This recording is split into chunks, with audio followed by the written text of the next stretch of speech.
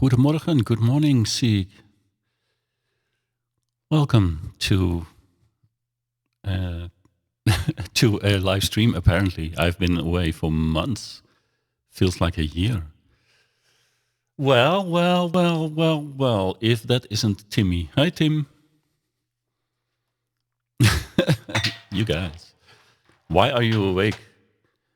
New radio station? I don't think so. But if you are looking for some noise in on your Saturday morning, then you probably came to the right place.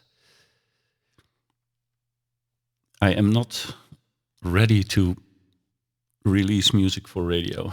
Hey, Timmy. So now, well, I don't have to tell you guys that I have been offline for a long time, and besides playing some smaller games like Bloons TD6 and Minion Masters and some other small things in between, I have already also been playing around with music software again. You went to bed 4 a.m. Go back. You can stay in bed and listen to the noise. That's no problem. 4 a.m. do it.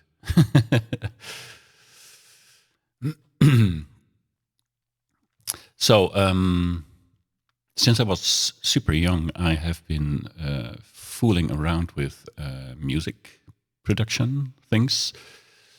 I am not a musician, which you will find out pretty soon.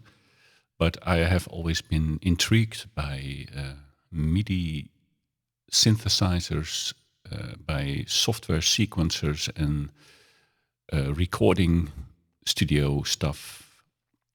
And I have used many of digital audio workstations in the past. I started out probably with, I think maybe, I don't know, it was probably Vision by Opcode, which nobody knows about anymore, except people who are very old. I have had an official producer course in one of the studios in Hilversum, the Netherlands, using, back then it was still an Atari ST which was, I think, the first home computer that had built-in MIDI connectors, so you could actually hook it up to your synthesizers and whatnot. And I've had some training in a studio using Cubase on an Atari ST, but mainly recording music and mixing it and so on. But that's like ages ago, and it was not really, I don't think it was a high-level studio. So, but it was very interesting. I had a home studio in our previous home, in the attic. It was like soundproofed room, almost soundproofed, and with a mixer and synthesizer and all kinds of gear that you would see in a production studio. But of course, in the past decades, a lot of people switched to in-the-box producing, which is doing everything inside a computer and using a digital audio workstation like I use here, Reaper, and plugins, which give you all kinds of features and sounds and functionalities that you can control from your computer and record directly into your computer. So in a way, life has become much simpler with recording and composing and so on, but in another way, it opens up so many possibilities and possible crashes and other problems that it also brings its own problems, which is cool. I like fiddling with stuff like this, even if I think in all the years that I fiddled around with this stuff, I think I finished one song only, and I lost that one. But that was not it was not to use for release or anything. That's not my. I am not that good. But I finished that song to use it in a corporate presentation for the company I worked for back then, and actually, it was quite nice. But maybe there I still have some CD-ROM somewhere where the MIDI files or the audio files reside on, but it could be lost as well in all the transitions and all the clearing up the house and whatnot. So, but it wasn't super special. I mean, it's okay. Anyways, to keep my mind to kind of not think about the issues in my life currently all the time, I picked up this hobby again, and today I just feel like making a little tune. And I thought, well, let's stream it. I have been figuring out this week how to actually stream that because of the audio is taking a different route while using this kind of software than it usually does when you're gaming or something. So, but I think I figured it out, and we'll find out soon once I hit a keyboard. And actually, I mean, I could probably...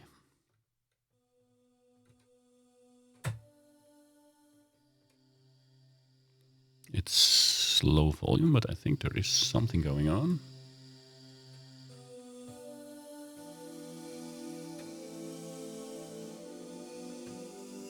So you don't see me playing as I don't have a camera on now.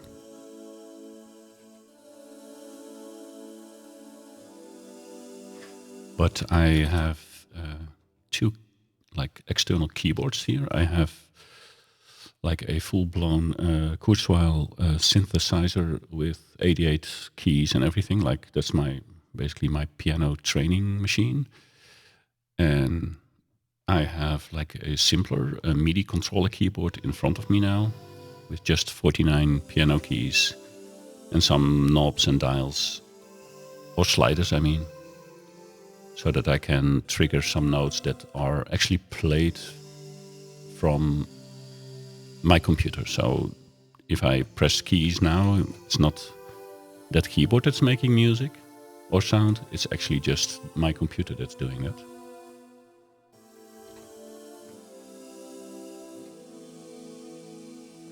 And yeah, you should probably...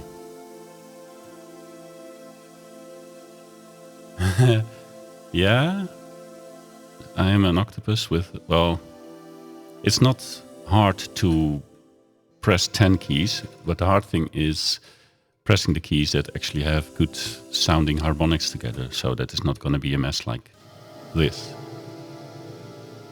Some songs require a mess like this probably, but it's probably not very cool to listen to the stream on, for example, a phone or something, but if you want to hear the real depth of some of the sounds we'll be using, headphones are your best bet. But it's more, I'm not creating something beautiful, I think. It's more about fiddling a bit, spending some time away from my problems and coming up with an idea maybe that I can work on later to make it more into a song. I hope you do hear the synthesizer in the back.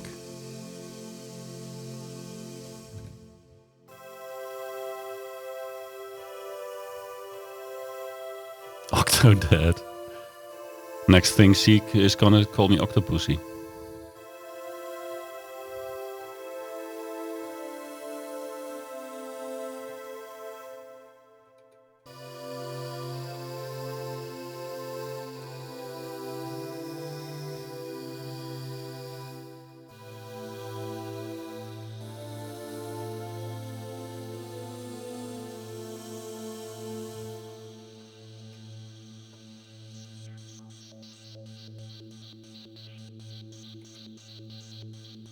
Yeah, that's true.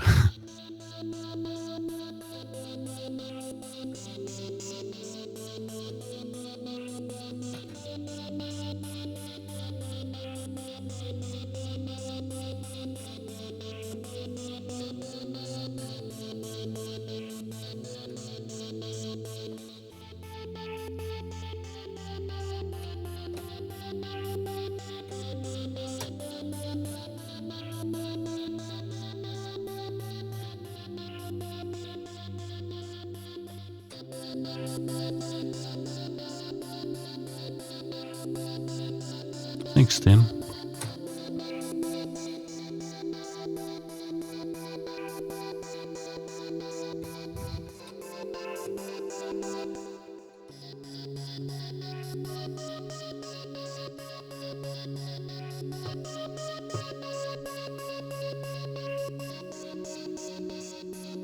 It's just one synthesizer sound.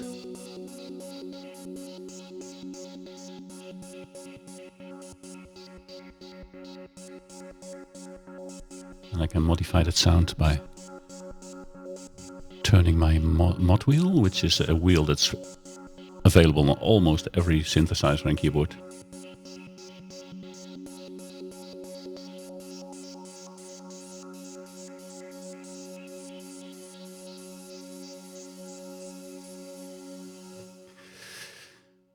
This hobby is so extensive because doom levels. I wish I could do that.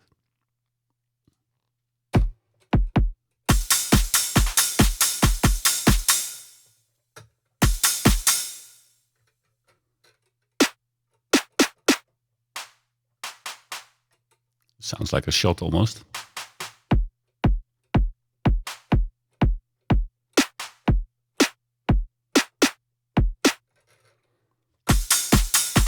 Come on, guys.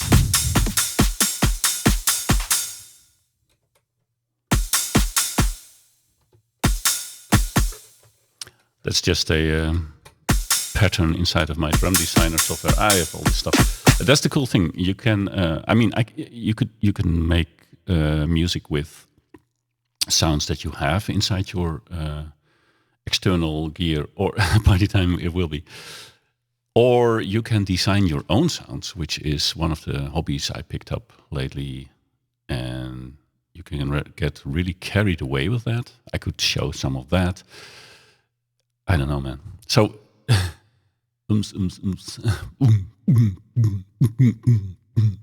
you can even use like Tim's voice. If you would say, I could sample that and turn it into a drum rhythm. Anything works. Even Rudmer's fart has worked in the past. So guess what you can do with Timmy's ums.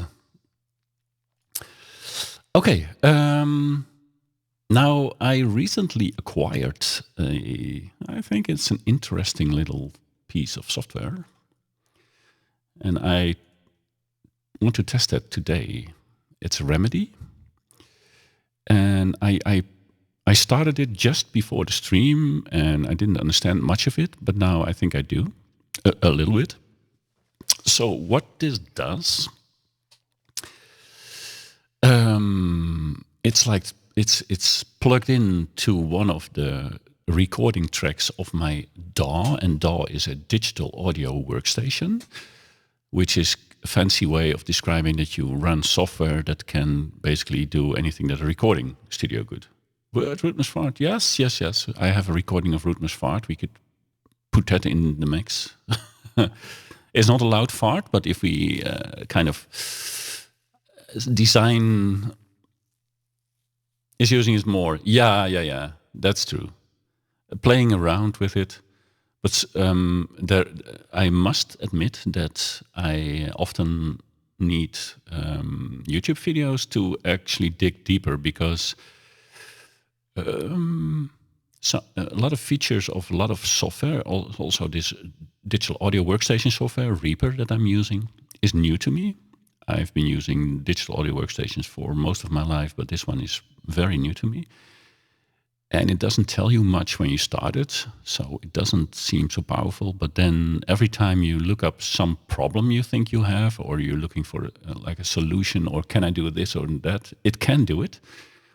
It's just not advertised on the front page, so you have to dig deeper.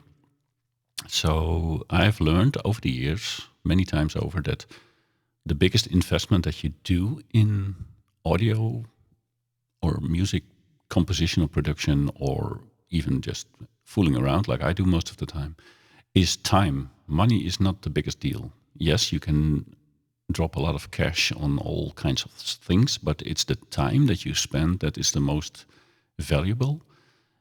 And in general, I would say don't switch software if you're happy with what you have. But I was gone for a long time, for years, from making this stuff, and I actually actively looked for a new DAW, and Reaper became my choice after testing some other software. It's cheap, it's super powerful, it's well supported, and it's also funny that a lot of people kind of say that if you want to go professional, then you have to step up from Reaper to something else. But that's only because they don't know what you can do, and that's kind of an extra challenge for me as well. So, but what I got this week is reMIDI, and reMIDI is actually, it can do a lot of things, but it comes with a bank. If you don't know what MIDI files are, well, MIDI is a very old technology. It is used to describe connection between synthesizers and audio workstations and whatnot. Basically, if I press a key on the keyboard, it sends a MIDI signal to my computer in this case, but it can go anywhere, to a different synth or to whatever. And in that signal, it tells the receiver that I pressed a certain note and I pressed it with a certain velocity, like a certain amount of power. You can press it really soft or hard, whatever. And that information gets sent, and that is a MIDI information. It's like a protocol to talk. To let computers and musical gear talk with one another. It's super simple, but very powerful. And all those messages that get sent back and forth can be stored in a MIDI file. And MIDI files, you can just download them or send them to a friend or whatever. It's not audio. Audio files are big, and you cannot easily change audio files. But MIDI files are just simple text files with note information, basically, and some other little controller messages. So you can send them to anyone. They can open them in any software that supports MIDI, and they can also change them and do whatever. But what the creators of reMIDI have done is, I'm not going to go too deep into what this also can do, but what they have done is they have collectively taken a lot of classical music pieces, but also some other like jazz and whatnot. And they put songs that are in the public domain, like a lot of classical pieces, into MIDI files. And what that means is that I can grab such a file and play it. And that's in itself not super special. I mean, if I can grab that MIDI file from the internet somewhere and just stuff it here inside my workstation, it can also play it. But what this software does, you can chop it up in little parts, and then every key I press on my keyboard will trigger a part of a full song. And in that way, you can kind of, I think at least that's the idea, you can make your own remixes of classical stuff. So, like, I mean, I'm gonna drag one of those MIDI files over here, and if I press it now, you hear nothing. Why is that? Because this plugin basically does not produce sound. I can make it produce sound, but it's bad sound. So what I can do is, after reMIDI, I'll add another plugin that can actually produce sound. It doesn't have to be very beautiful or whatever, but it is going to be sound. Let me see. Let me pick one. Maybe pick one that has just some nice presets without. Well, I can choose B.I.T by Rob Papen. Rob Papen is a Dutch musician slash sound designer, and he was part of Nova, which was a 3-man band, and they produced an album and a #1 hit single in the Netherlands 40 years ago. And he's still in the business of creating synthesizers, but not like in actual hardware, but in software. So what happens now, I can pick a sound inside his synthesizer software. Some of them I made myself. These are some synthesizer patches I made myself. I don't know if I have a good one for what I'm going to do now, but I'll just pick just a sound. Let me see, can I? Oof. I'm gonna turn down the volume a bit, but we can preview.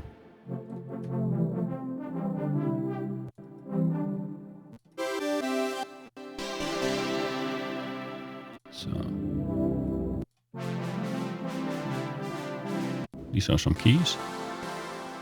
And because I'm gonna feed this synthesizer MIDI files from classic music, I think I want to start with actually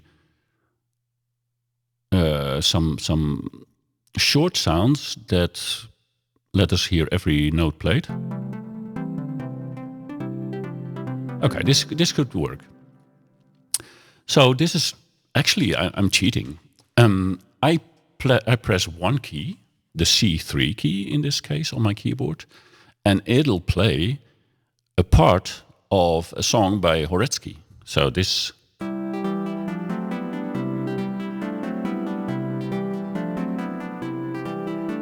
So, and I can attach any sound to that, but let's just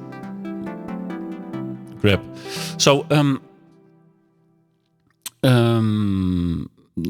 the trick is then to. So I'm not going to learn how to play this entire classical piece. I'm just using it as an ID generator, sort of, to get a new song ID started. And it's not. I'm not going to use this to play the entire song by Horetsky or the entire composition, but I'm going to grab some parts of it. That's the idea today. Grab some parts, shuffle them into my own arrangement, and then maybe add a beat to it, and maybe add some background synthesizer strings or whatever I can do with it, or maybe an emulation of a guitar or whatever. Because I have plugins that can make other sounds as well. Or I could go in and create a sound from scratch. So basically, it's basically endless what you can do, how you can fiddle around in software like this, which is also the reason why I'm spending so much time on it.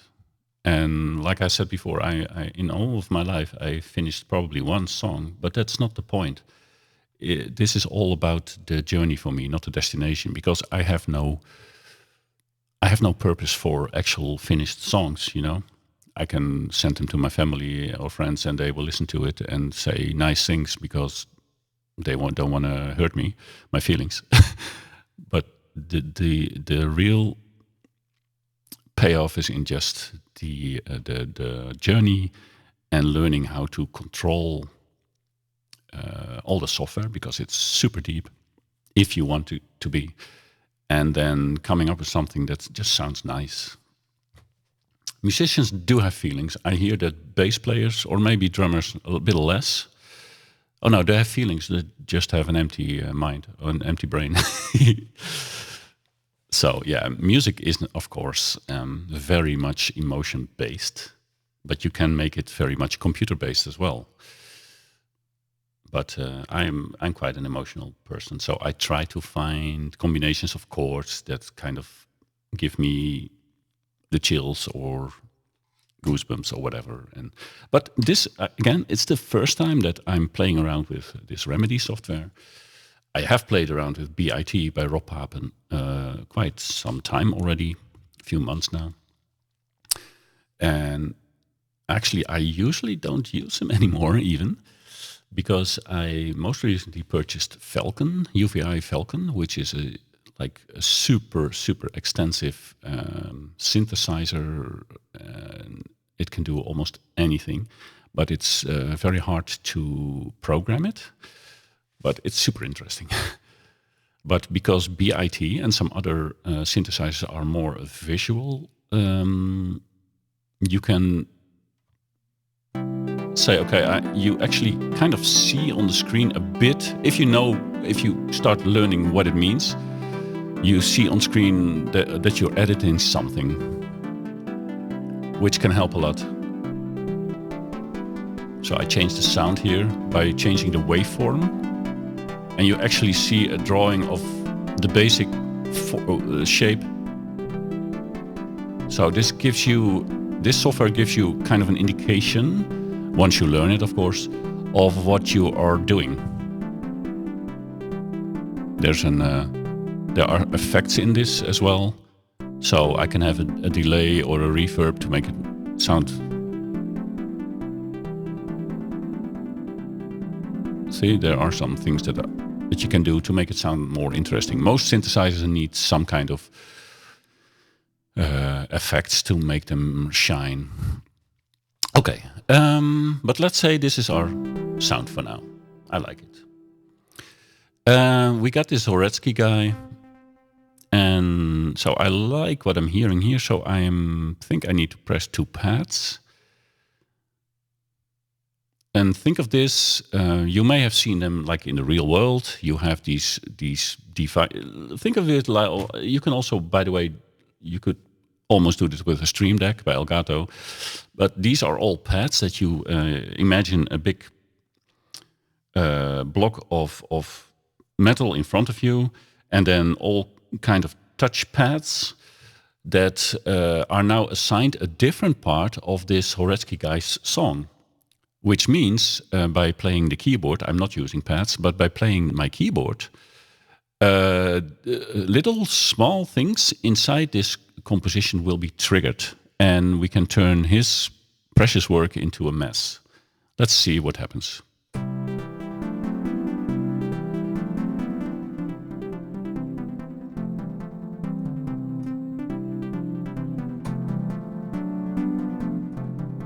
So. Oh, there's not more. Oh. I think it repeats. It's not a very long sequence, I think.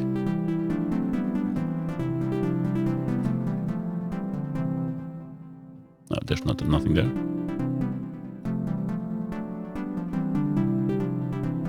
Yeah, there's only 3 or 4 keys and then it goes back to the original. I have to find probably something, a longer sequence, a longer MIDI file, I mean. Okay, that's one. I can divide it over all the pads we're having, and then I'll see if there's more musical variety in this particular file.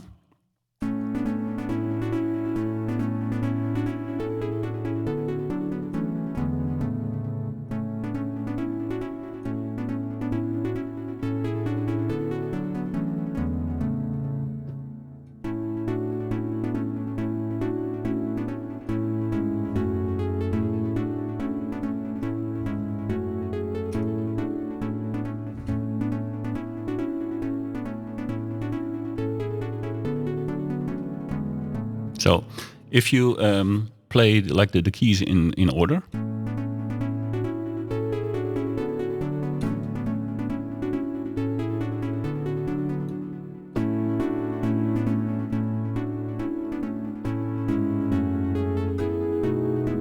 you actually hear the original composition.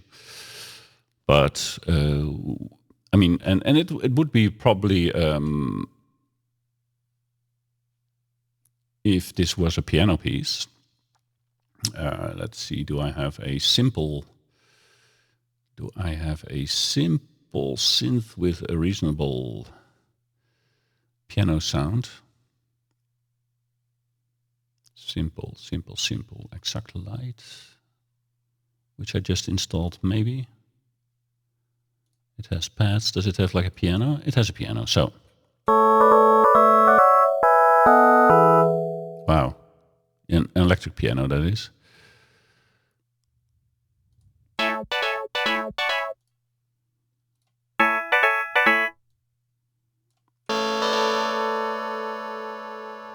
An 8-bit game sound. Wow, this thing is loud, by the way. I think it's much.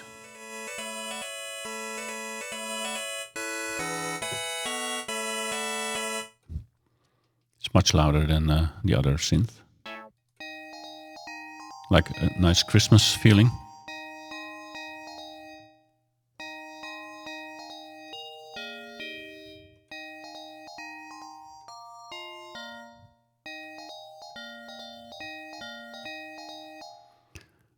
So it's often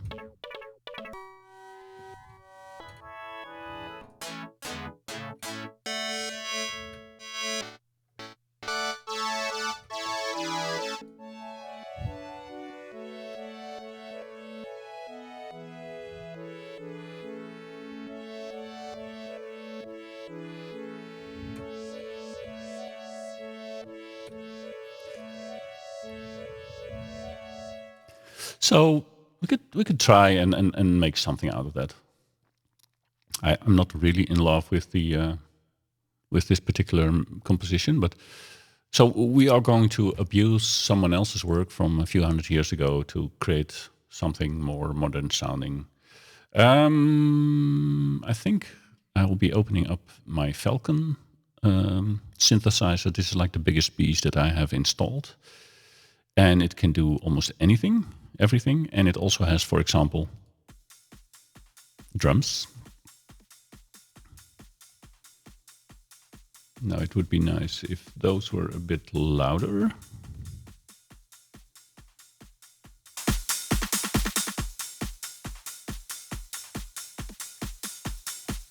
So of course you can program this completely, but let's find something that we would like, and it's all really low volume, but it's no problem. Some house. So do we want like a fast?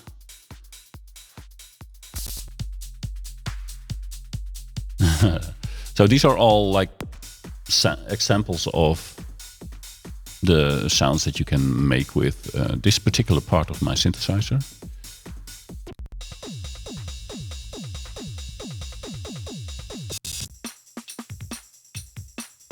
Some disco. Now that ABBA is back on the scene.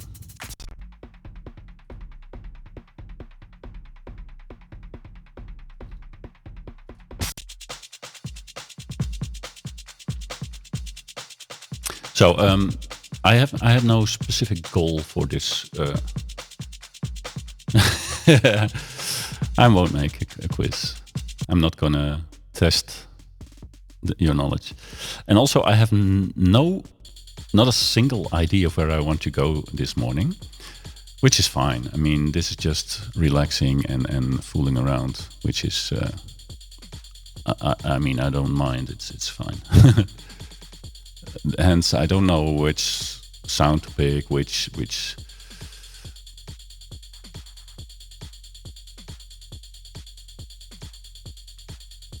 maybe cinematic.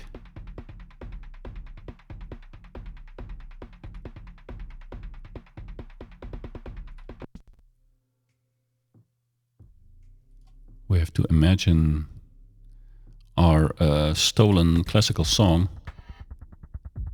over a beat.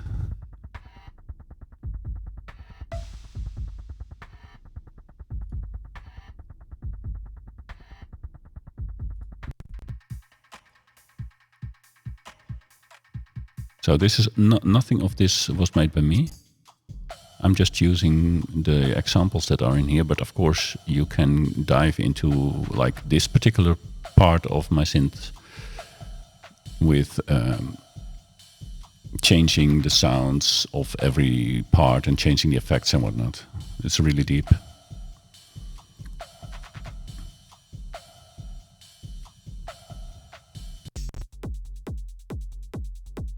Okay, let's spice up this Saturday morning. Okay, I'm gonna make a new. I'm gonna save this particular synthesizer setting with everything we're gonna do to find it or to not interfere with other songs I'm working on. So also the okay, this is fine for now. Okay, please stop this. Hello, stop.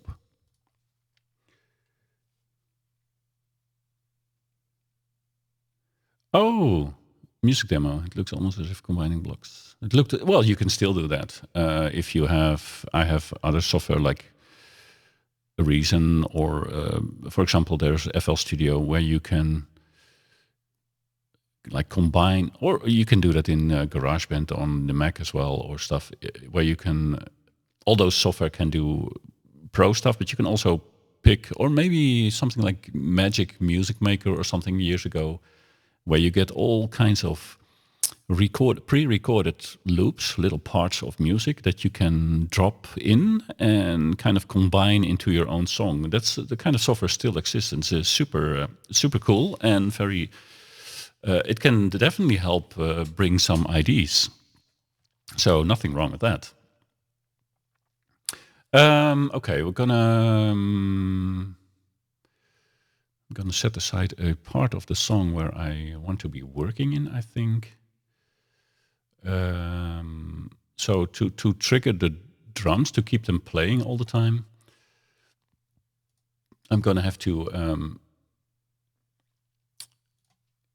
I'm gonna have to trigger that. I'm gonna have to tell the machines that they have to play some sounds.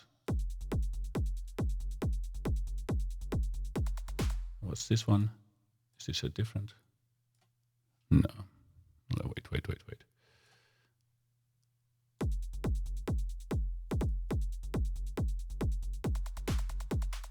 So this is a variation.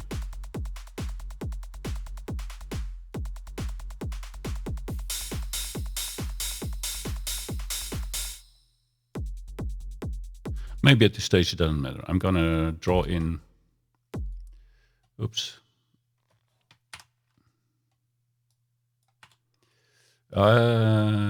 Grid, just one. Okay. So I'm gonna draw in a few notes.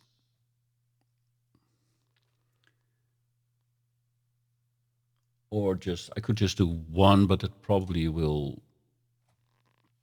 I probably will introduce some problems, but let's do it like this. So I'm going to play a part of the song, like this grayed out part is going to be our part we're working on. And this is just the drum loop that we'll be playing as a background. So it's more like having a metronome to keep. I don't think I want I just want the simple beat, the simplest part. Just to have, you can use a metronome where you hear tick, tick, tick, boom, tick, tick, tick, boom. That's included in all music software. But I rather have like a real drum machine playing to give me something more musically interesting to work with. Let's see, let's see which note I'm gonna have to play to. I want to just stay on this first page because this sequence exists or is multiple parts and they get like louder towards the end. I just want to play page 1.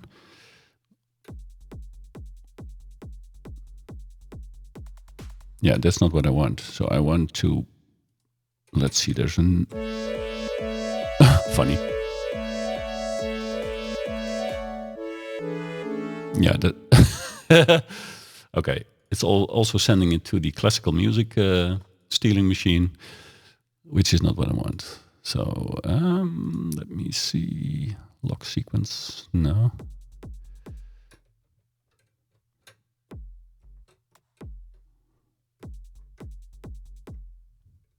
I just want to play the first. I don't want to skip to... Oh, of course. I know. If I play this note all the time over again.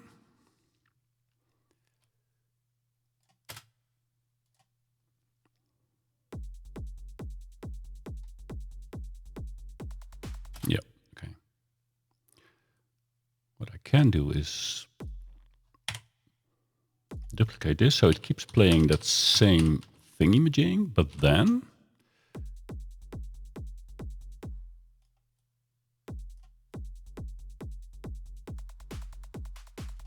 and then in the second part, play a little variation of it. Yeah. Yeah, okay, so this is what's gonna happen. Oh, wait.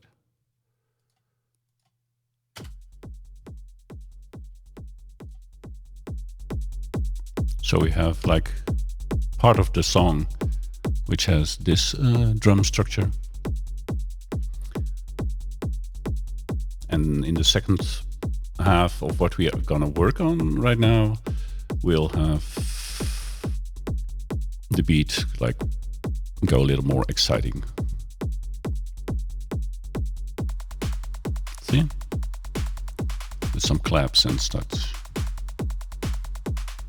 So it will keep repeating this little part of the song. And it's just, I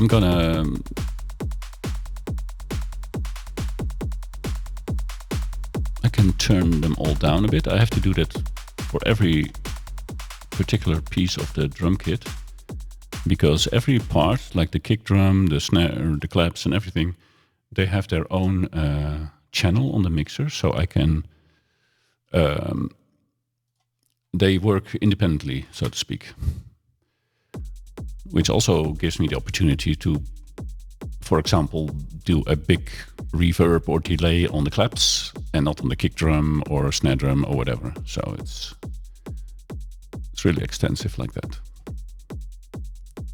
So this gives me more of a guidance to work with than having like beep, beep, beep, boom. But I'll keep it a little low volume to not make it too bad to listen to while composing other parts. Okay, so I'm not going to touch the drum anymore for now. This is good. Now we're going to see if we can play around with the classical piece and see what we come up with.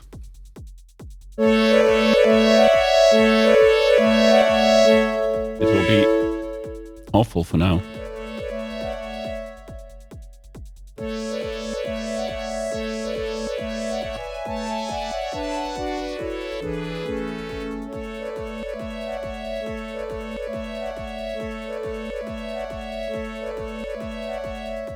I also don't like this synthesizer at all, by the way. Oh, this is much better. I'm an old school dude. I come from a long time ago. I was born before commercial synthesizers were born. And the older and more analog they sound, the better it is. But we don't have to concern it with this like extensive synthesizer editing screen at all, because this is just a sound that we have. So we can be more concerned with just the music we want to make, and that's fun. So we have music that is in the scale of A, that's like a musical scale.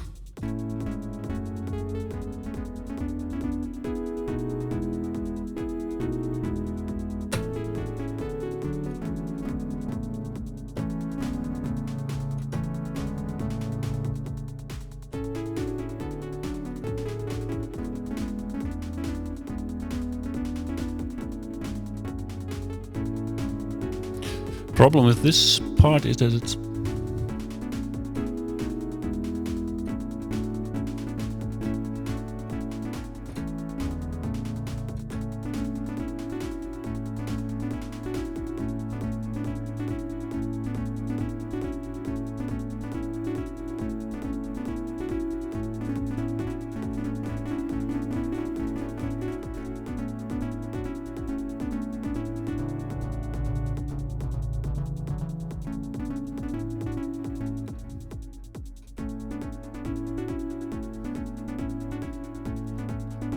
Let's see if we have some other composer, or I could go to a different part of the, what's this? Brahms intermezzo.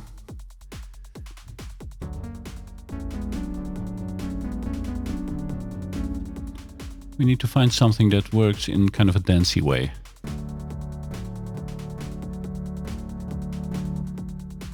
Sounds nice. This is pretty cool. If I would put like a delay on it. A lullaby. Let's turn this into pieces of the pads and see what happens. Could turn up the volume a bit. Okay, let's see.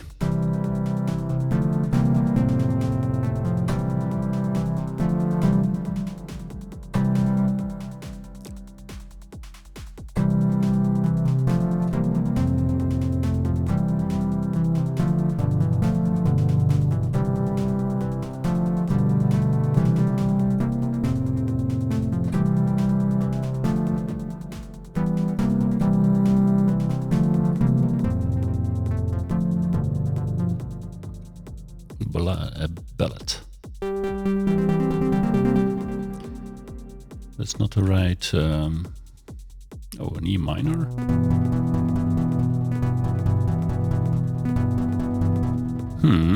Let's see what we can do with that. So this is just playing around, guys. I think I mentioned in the going live message that there's a lot of noises coming up. Nothing special.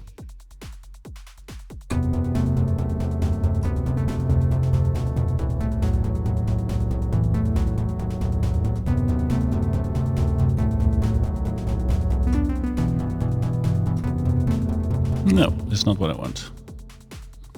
I don't feel it. This could be interesting.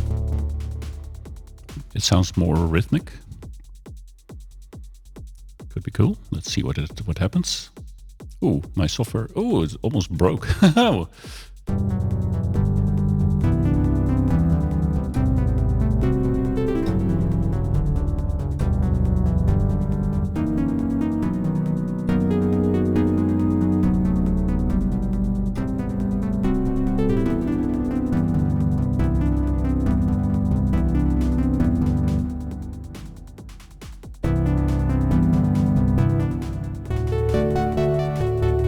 This is cool. This is nice for some kind of dance-like song. Oh yeah. See, I'm already surprised that anyone is coming in. But thanks for saying hi and enjoy your lunch. And I will be fooling around a bit. But bye.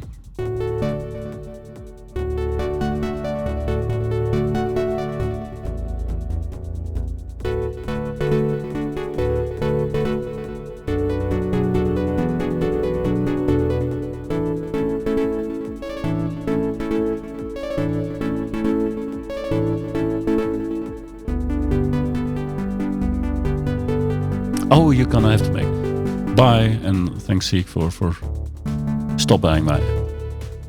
Oh, this is nice.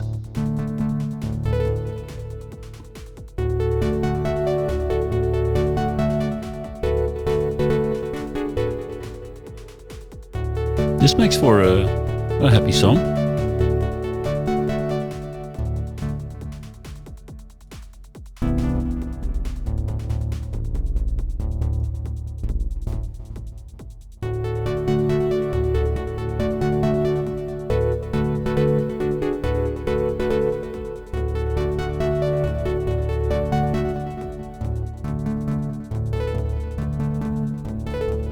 Yeah, this is cool. This is kind of cool because I can work with that. So I'm gonna insert a few MIDI notes on this track, and so that I don't have to play that myself anymore. And by doing that, I free my hands to start playing something else, or to fool around with sound design or whatever. So it's Okay, let me see. So what did we have?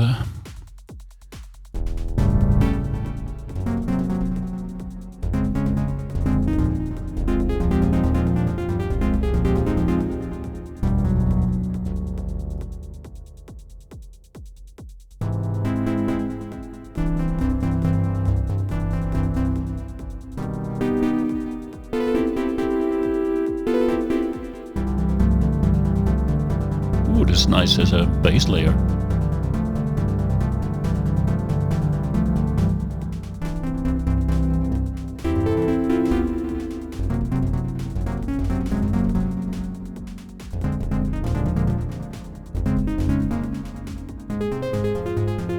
Ooh, nice arpeggiator.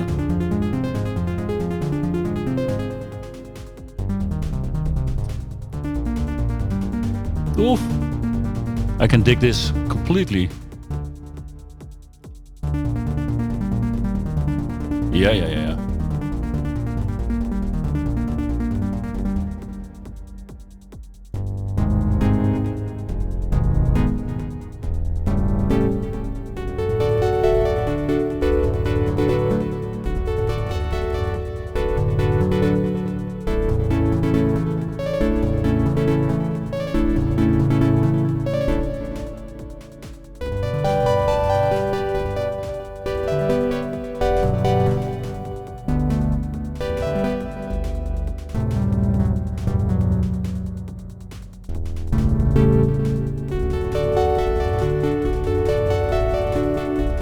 I might only use that for now.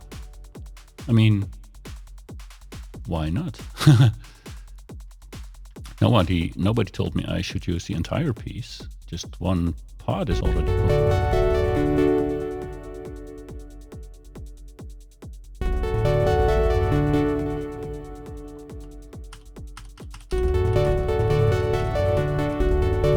Let's just start with using this as a background arpeggiator. It has to be a different sound and a different volume, of course.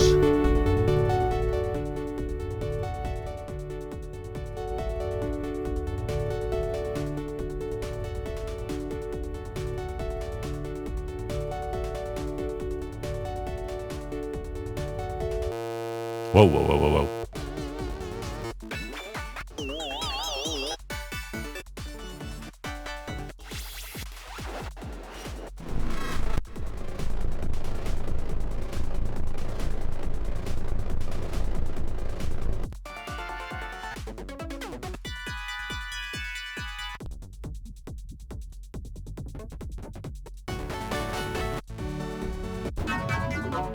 Maybe I don't use B.I.T, but I will use an OBXD, which is like a super fat, old school Oberheim sound.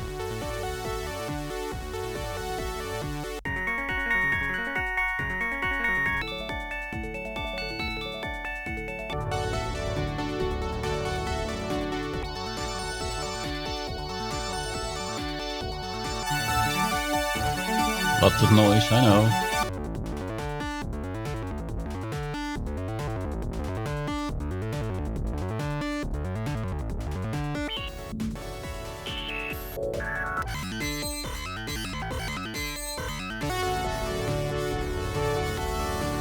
Not too many notes, the speed is too high.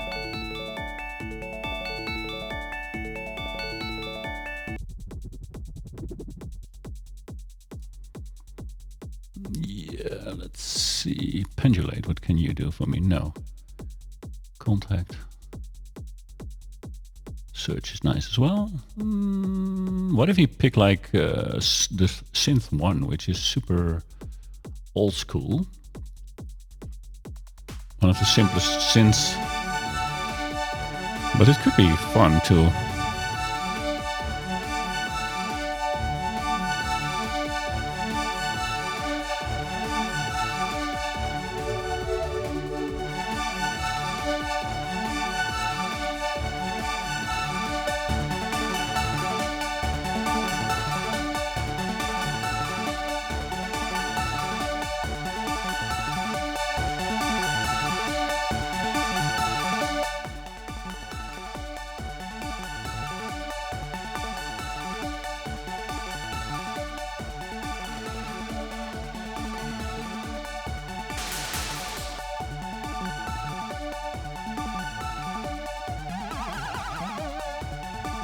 Lots of noise. I'm sorry.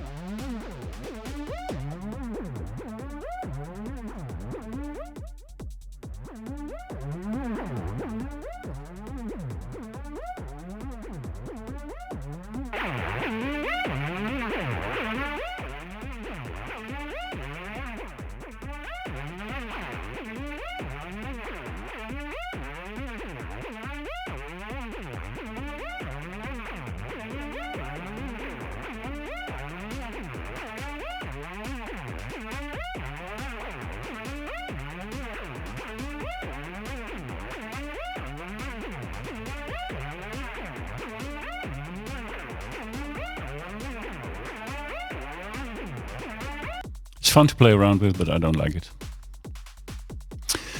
I don't like it. Search is super cool, by the way. Such a good synth.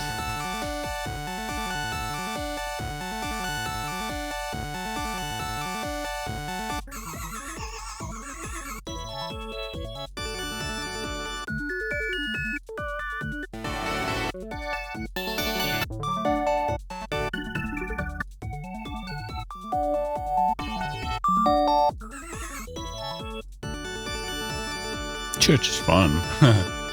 Nobody plays this fast in church, though. Or shouldn't, at least.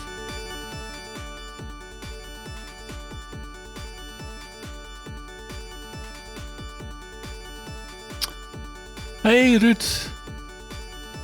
Nice of you to stop by. Welcome. A lot of noise here.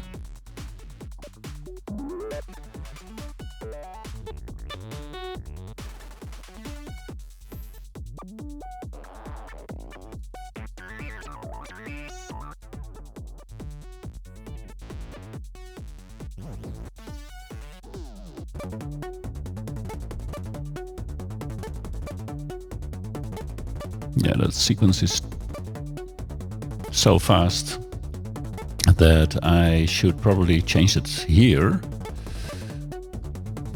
It's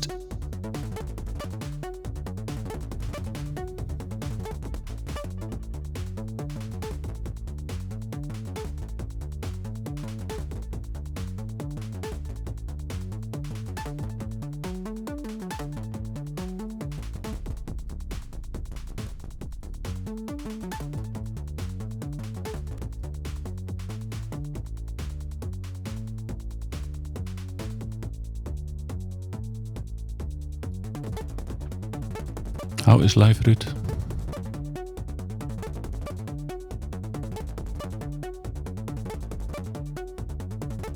I don't like this at all. Actually.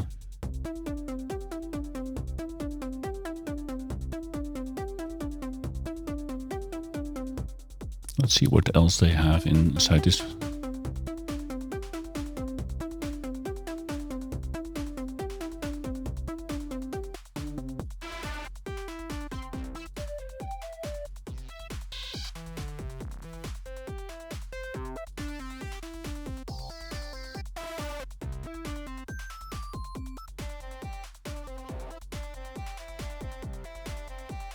I do like this.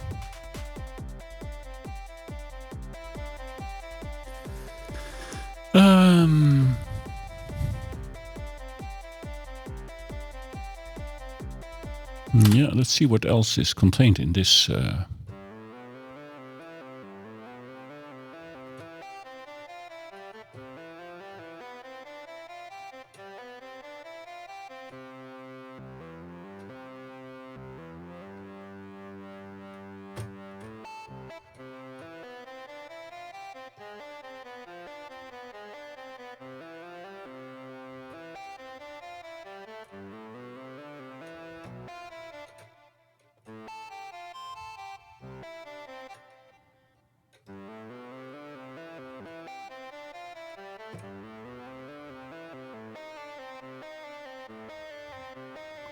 Let me make the sequences longer.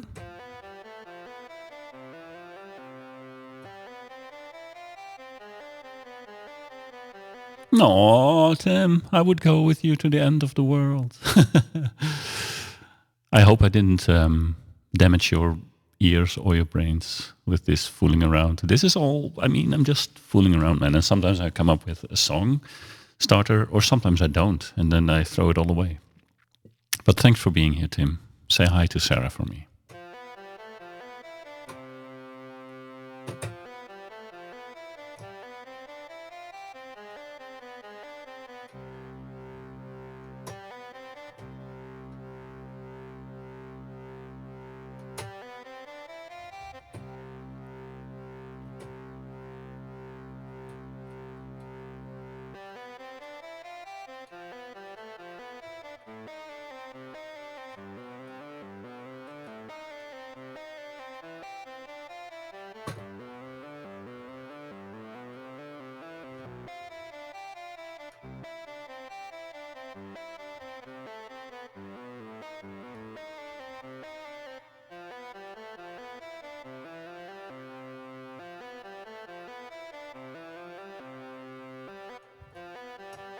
Let's say I want to play with this. It's in C, in scale of C, and it's a 4/4 rhythm or beat. But I'm gonna open up something else, which is really a fun, helpful tool for me, which is Scalar, and I'm going to find something that is also in the scale of C, and see what I can kind of come up with to accompany this.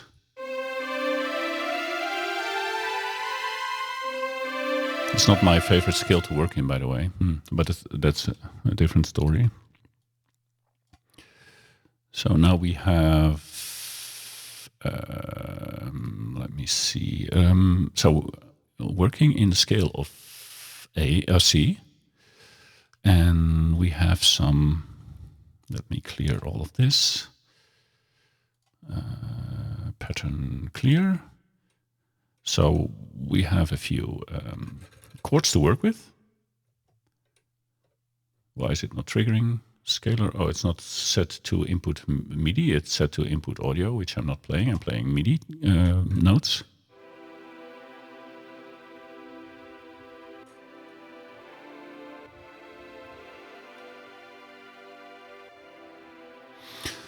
Okay, so I'm using an internal string ensemble sound here.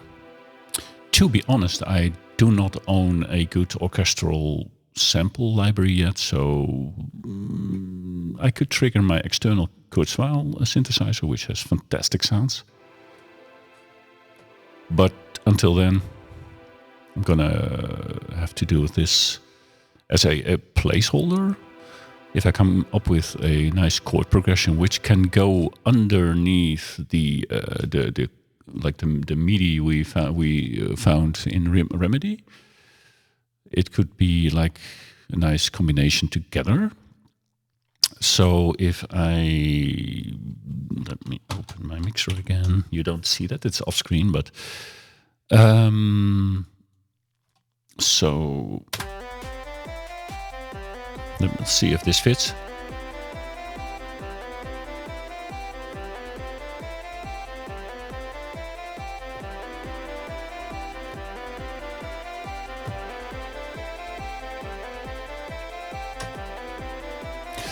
Well, I don't want to hear the reMIDI all the time, because it's repeating just that's one part, which is not beautiful, of course.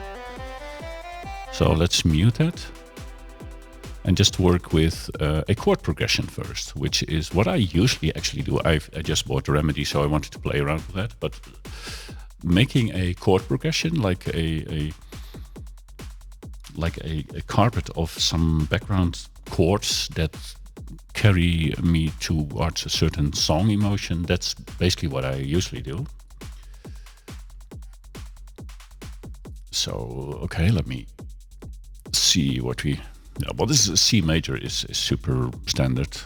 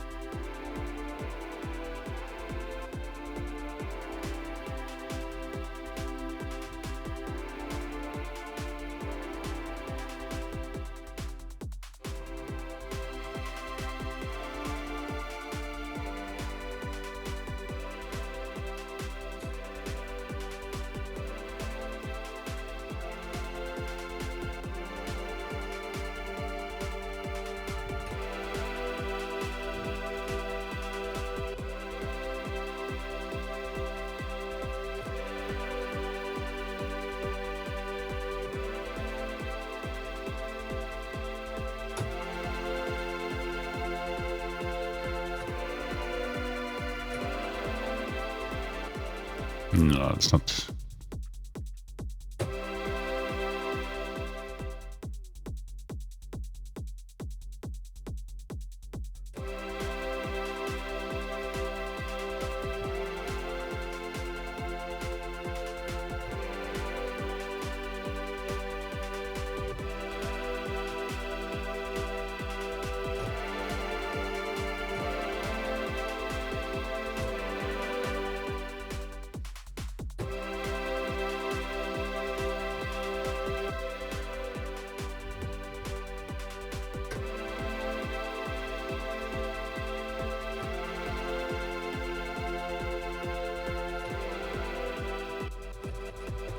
Let's just start with C major and come up with a suggestion. I hope it can suggest something.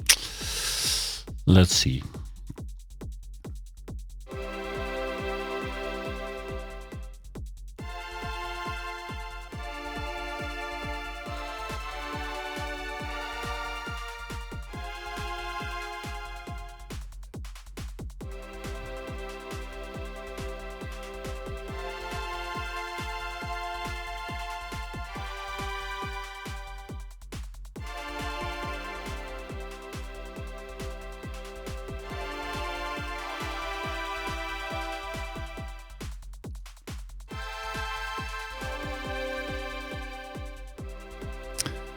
Yeah, we're fighting ourselves here.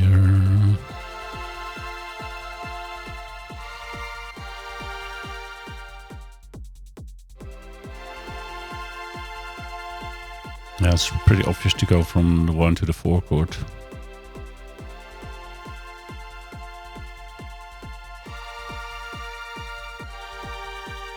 I want to go outside of the normal scale a bit.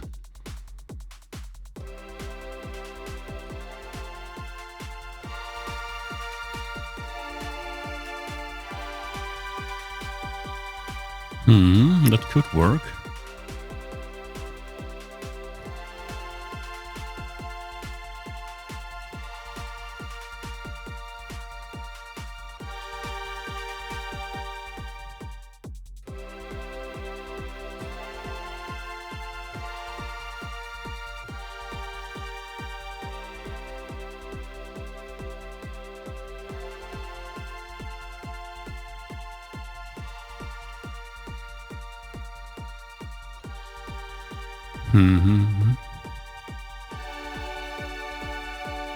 Oh, that's a nice finisher.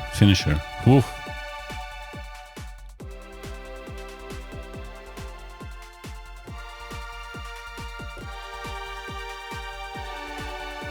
Ooh. I'm digging that.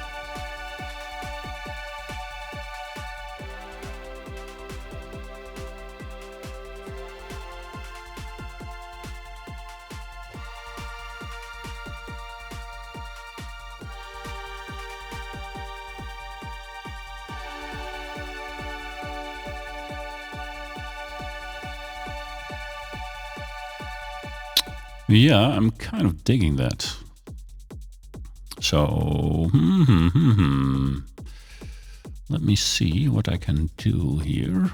There is should be some kind of mode where I can edit this. Okay. So the octaves.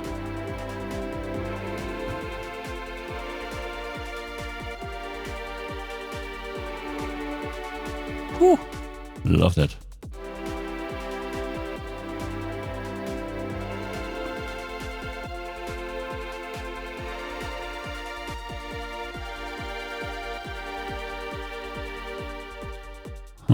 Duration. So global is 4 beats.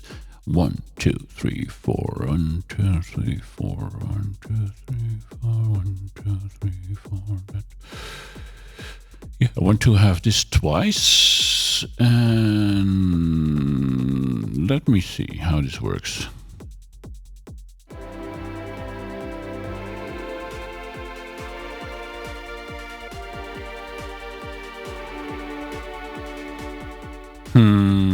So I actually want to have this duration set to 2. Can I go higher than 2? Can I go 4? Yeah.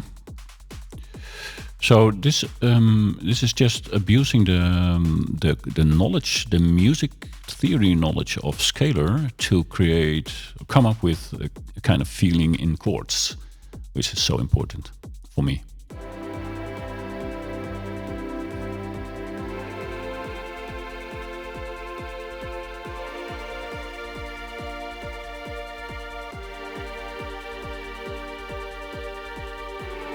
Oh, goosebumps moment when we switch to the D major there.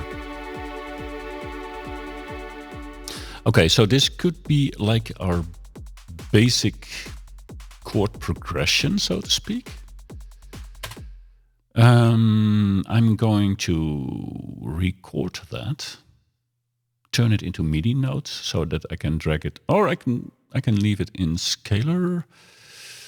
Because I think I can add, I can add a small synth here for now.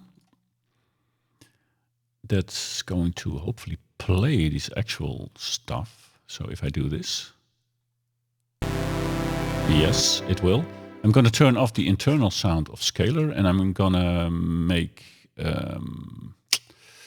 thingamajig responsible. So I'm going to make hybrid for now responsible for the actual output sound.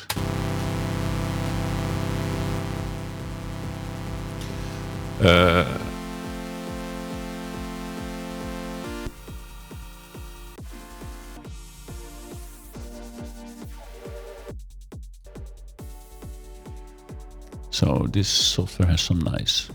I'm not sound designing right now. I'm just trying to find sounds that are. Wait, not repeating that? Oh, it's not repeating. That is because it just doesn't. This pattern is not being repeated currently. Right, and right, wrong.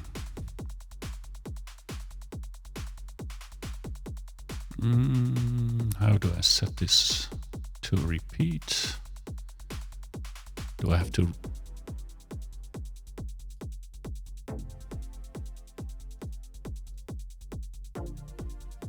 Alright, I can set the repeat of the song for now to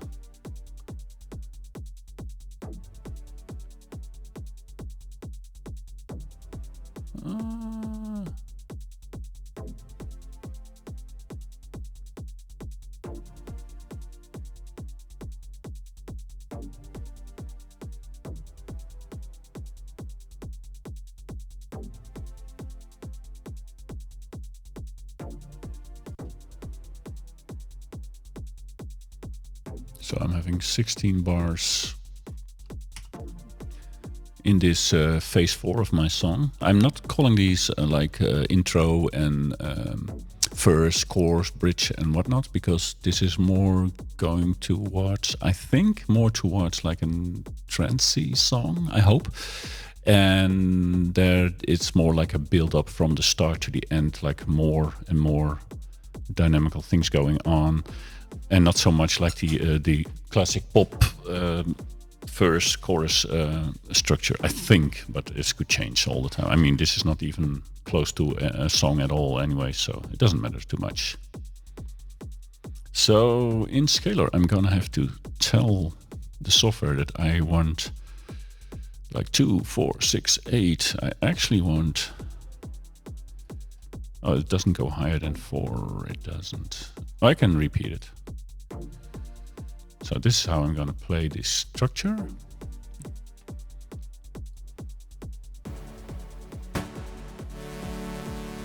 It could actually be an arpeggio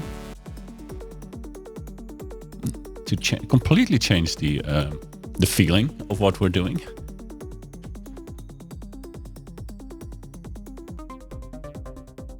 Oh, I'm digging this so hard.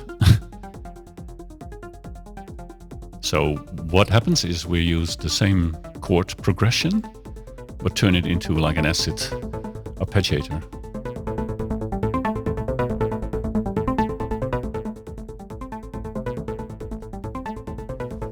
Really cool.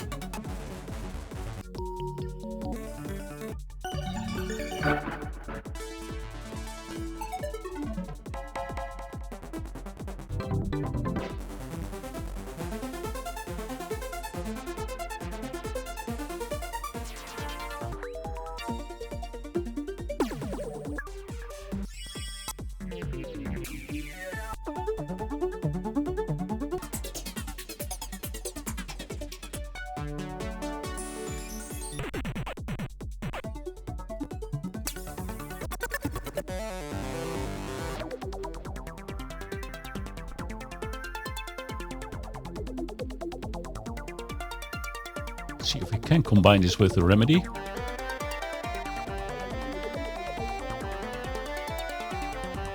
Not exactly.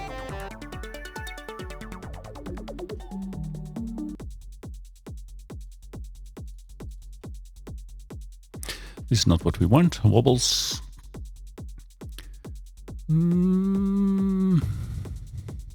No drones, no ambiances. This will come. This is like the drones and ambiances from any synths are more like the patches that create these large, long-lasting rising and falling and other kinds of sounds.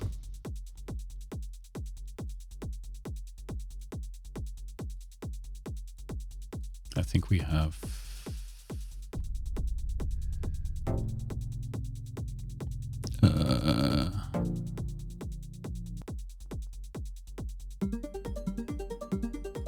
yeah, ARPs work really well in conjunction with chord progressions like this.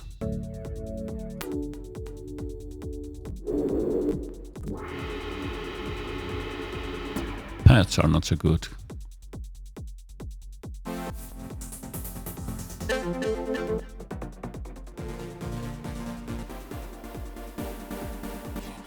Of course, this works well.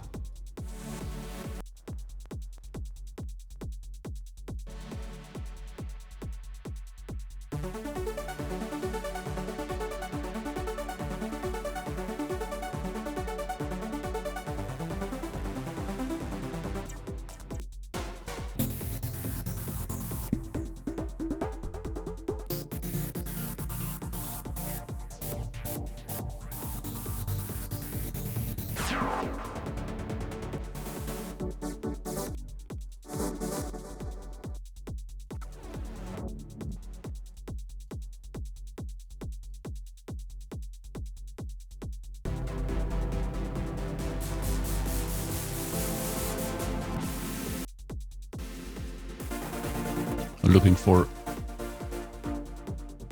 this is nice because with the modulation wheel I can put a hard filter on, so the filter is actually a low pass filter, so it's now like let's say, close, so only really little frequencies are passing, but I can open up the filter using the modulation wheel on my keyboard, which is so common in dance and trance. And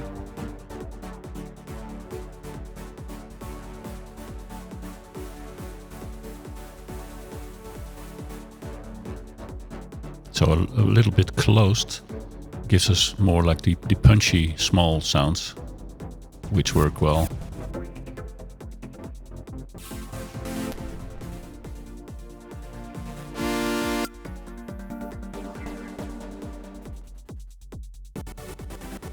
Ooh.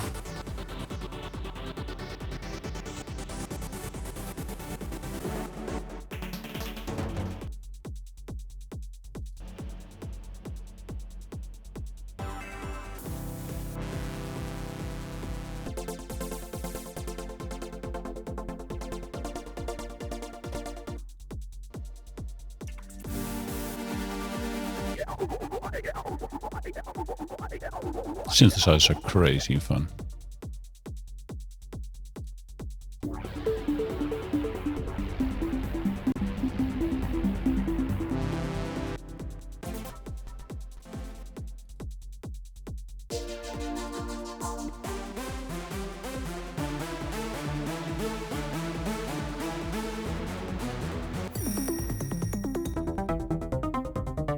This one is really good. Also have that nice filter going on.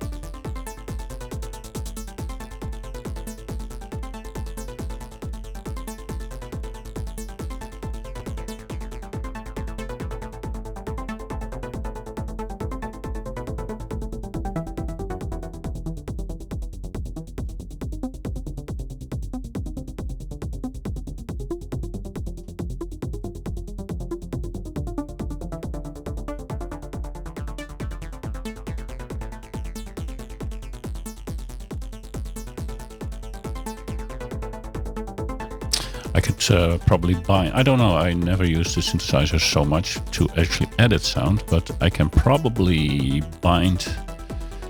assign these to a knob on my controller keyboard. So I can now, if you see here in where the mouse is now, I can now use a knob on my keyboard to change the resonance of the filter. Listen what happens.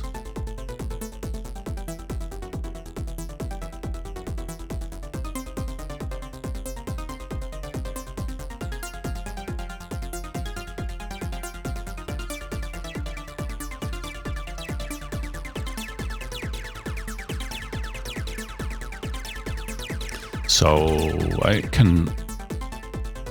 want to do that with the cutoff of the filter as well, because it's pretty insane that you can,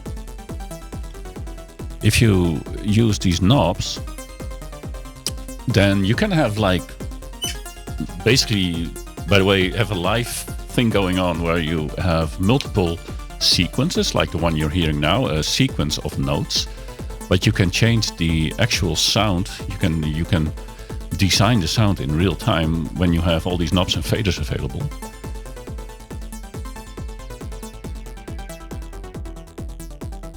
So I can turn them all the way down.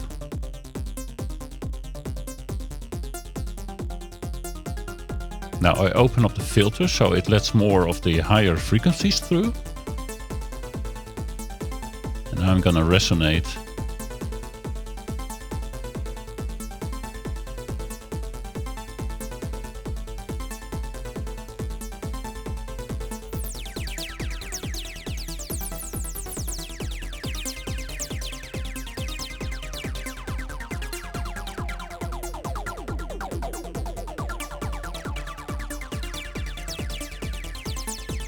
I've seen some videos from 2 YouTubers who are using the Arturia Microfreak, which is an external synthesizer.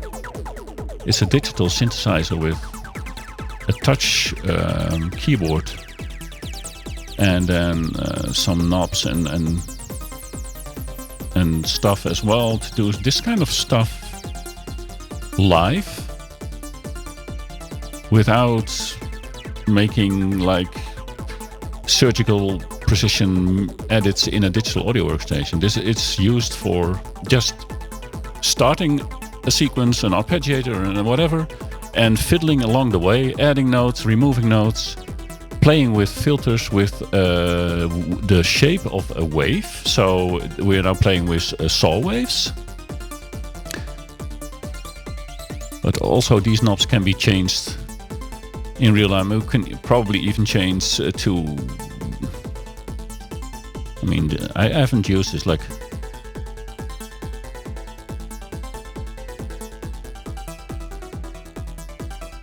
So you can do so much on the fly.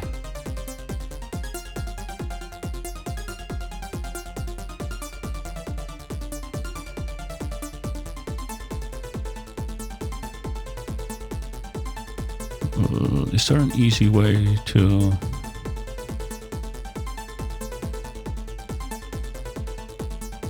Oscillator 3. I clearly never used the editing in this synthesizer before.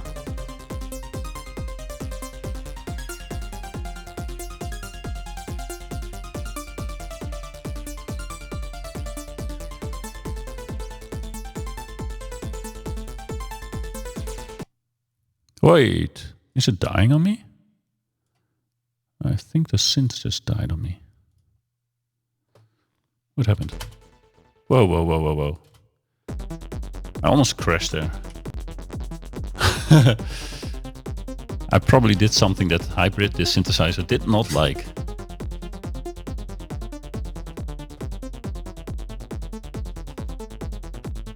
So I'm playing an arpeggiator from inside of this, but I can also use just key sounds. Not that. Like just short sounds. I'm sticking to this synthesizer for now, although I actually want to be inside of Falcon, my main synthesizer. But this is more visual. We can play around with this in a fun way. What?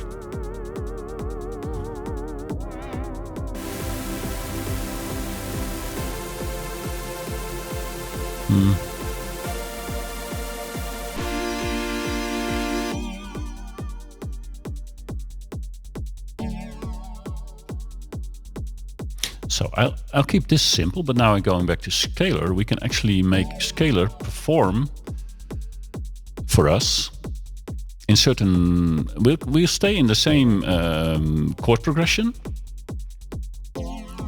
but I'm now gonna make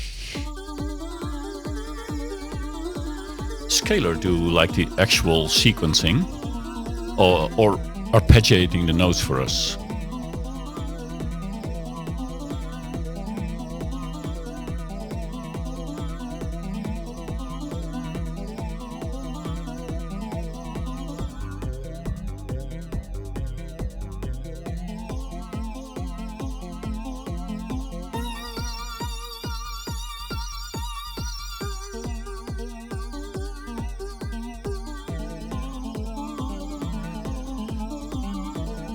So the synth is now just playing one regular sound, or not so regular.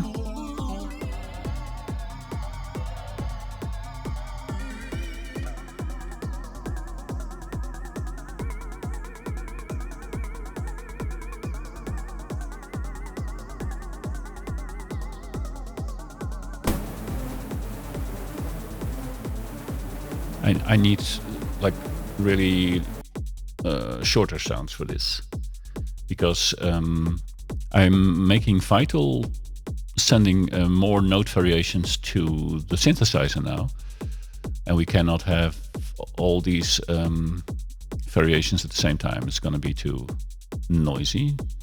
What about a guitar?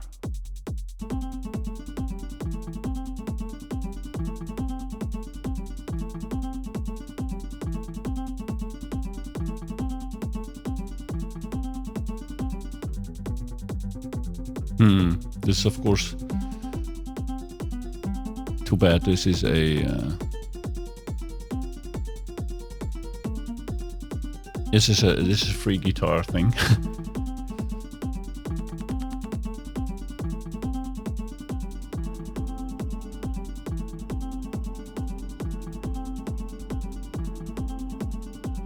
Okay, let's try this. We might want to actually go for... Do we have some... I think we have some guitar strumming since this latest version.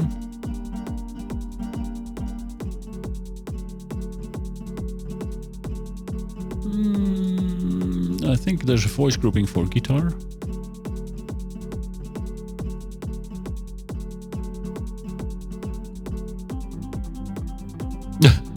Okay.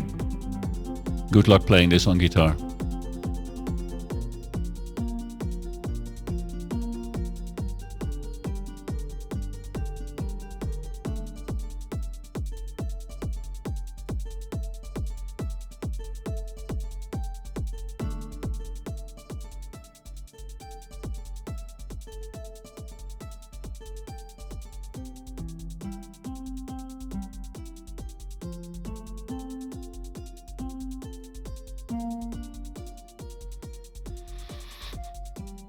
We're humanizing it a bit by changing the velocity and the timing a bit.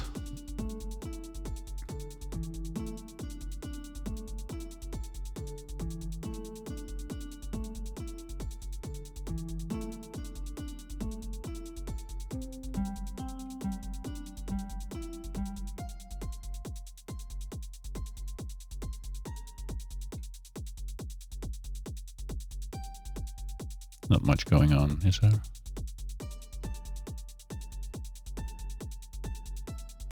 A synth sequence played on a guitar.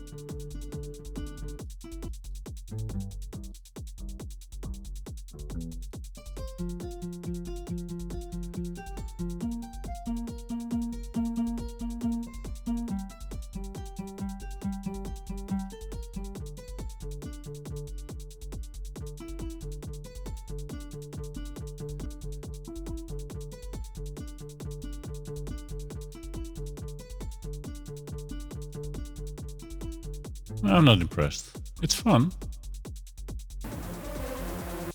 But I'm, even though I've been fooling around with guitars forever, for this type of playing around, I'd rather use synthesizer sounds.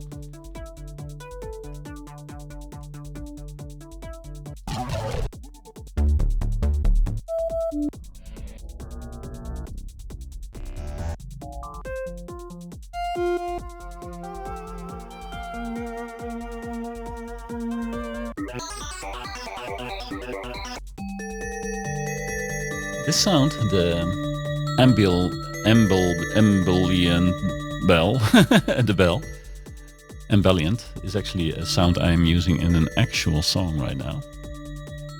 I'm trying to prepare a song for the holidays.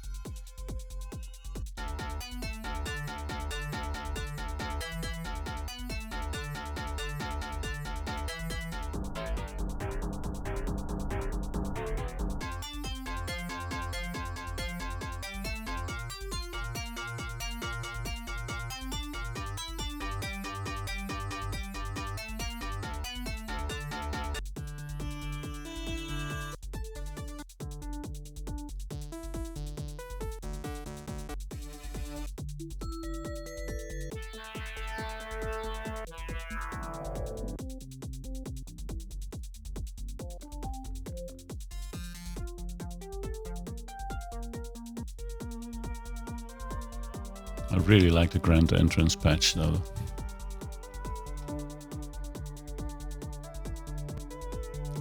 Can I kind of fiddle on that in real time? Or let me see, where's the, here's an LFO, the effects.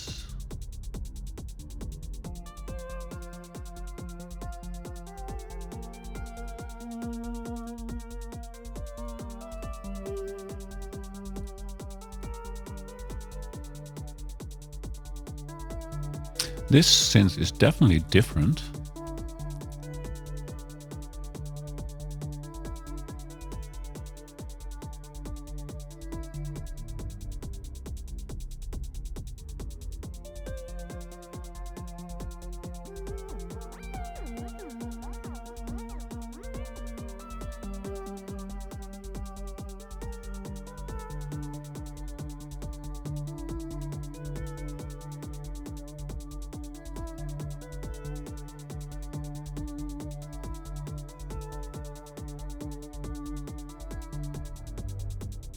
Can I sync it to, oh, it's synced to my digital audio workstation, that's good.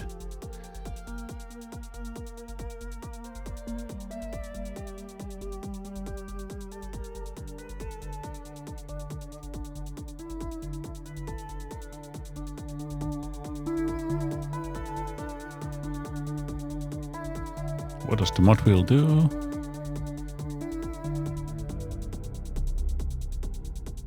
The pan.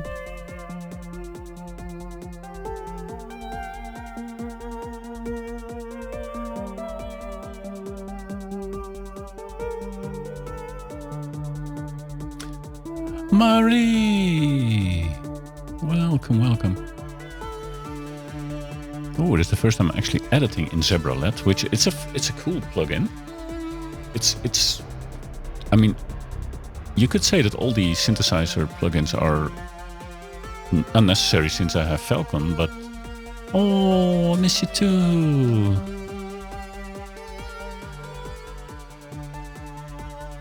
So much.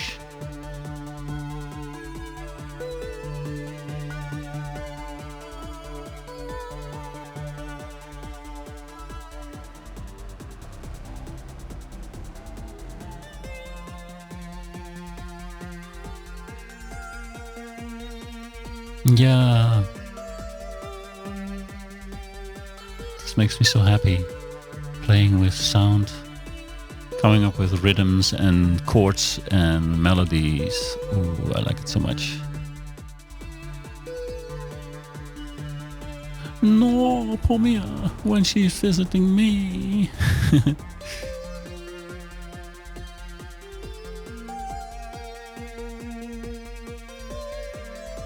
Bum bum bum bum bum yeah. Ooh, this synthesizer actually pretty good. There's a lot of options. Yeah, probably. We don't even dare to invite each other for a game of Minion Masters or whatever. I did play Grim Dawn with her, which was super, super, super cool.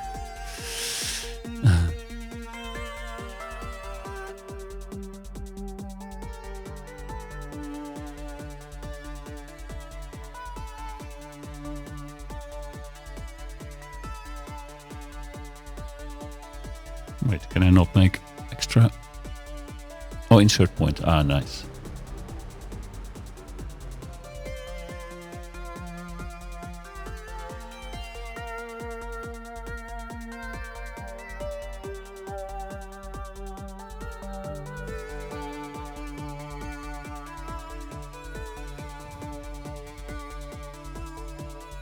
So if we pick another performance now,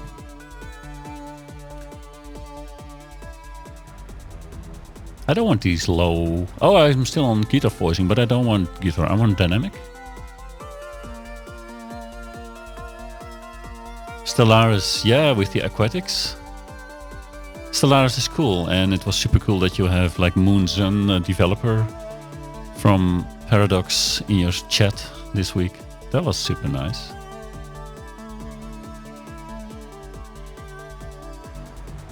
I don't want these low notes. I don't know why it's doing that. I know, you are always hooked on that. Oh man, and this is hype. I want to remove the delay, I think, the effects. I think I'd rather add the effects inside my workstation mixer so that I have more control over it.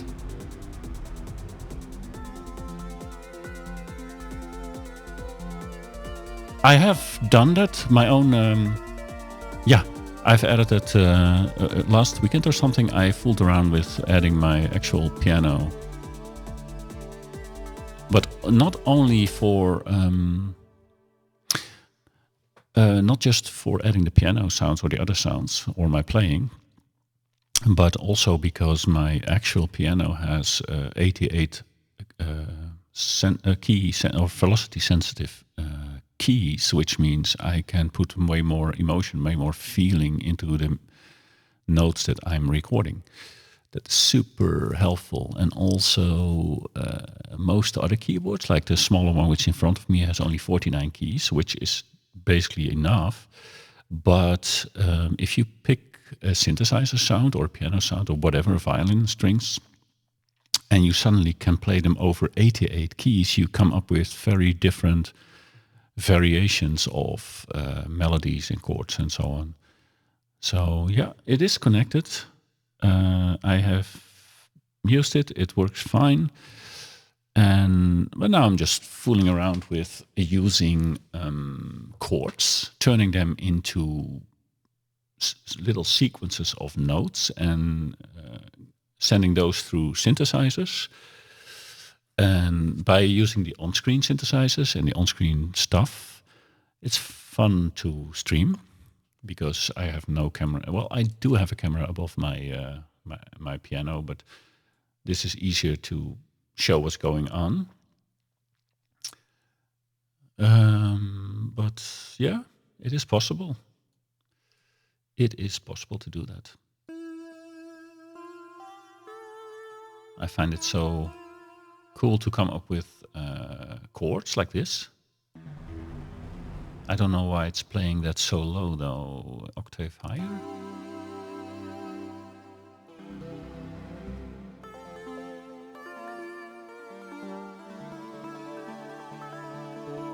Oh, nice. And I'm glad that you actually, not only that you reached that, but that you can still play, that you can still have lessons.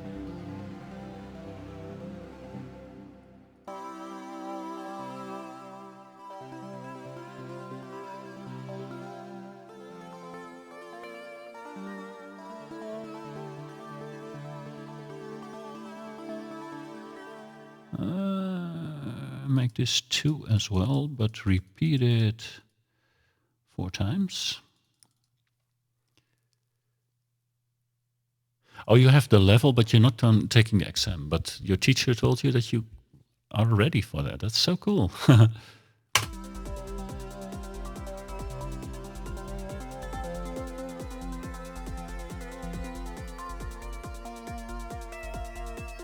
Oh, that's so nice.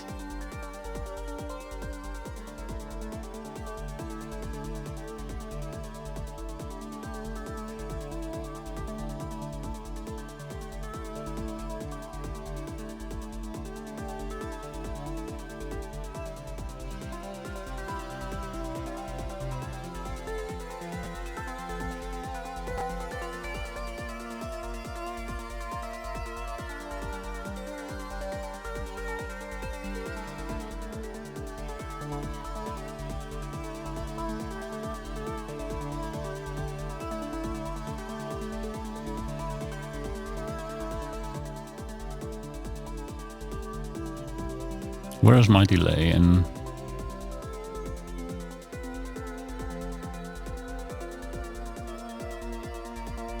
what? That's a lot. 6 weeks of group theater of an hour plus a performance that will be graded. Yeah, I would definitely not do that in these dangerous times. That's for sure. But wow, that's a lot, and it's gonna cost you dearly. Okay, and we're gonna have to make.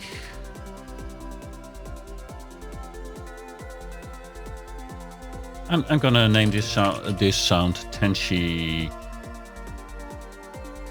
B.I.T. I don't care. I need a name to recognize it later. Tenshi B.I.T. It's not a beat, but it's a Tenshi sound.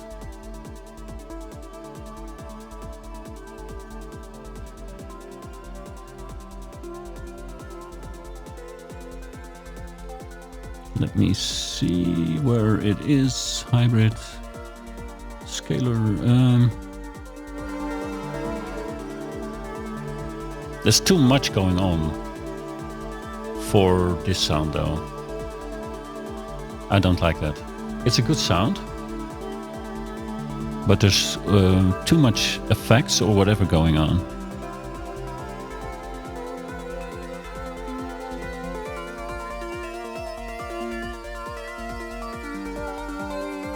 There's just too much notes going on.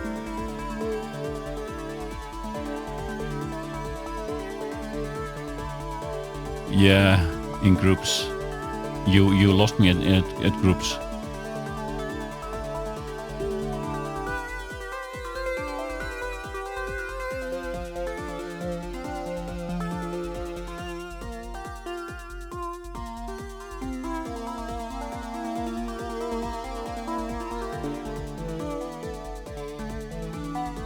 Let me go to a piano performance, an espressivo allargando.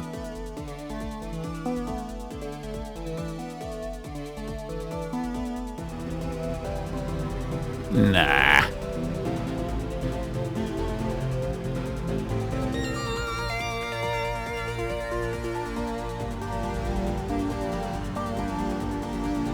Loco. Adagio. Andantino.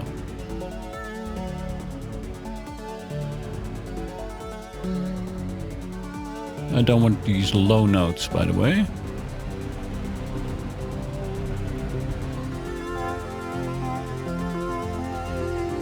Why am I still on 138 beats per minute? That's I was making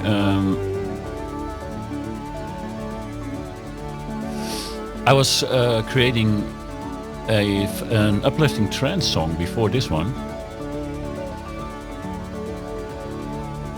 but this is a bit fast.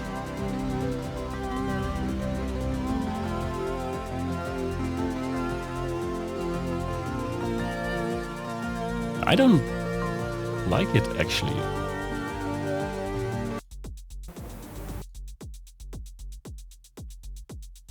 I don't like it anymore. I listen to it too much or something.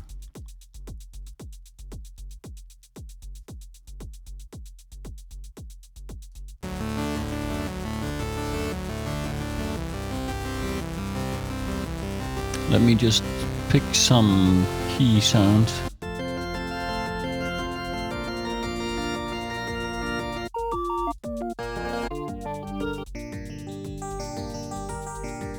The famous Whitney Houston DX7 electric piano, abused by me.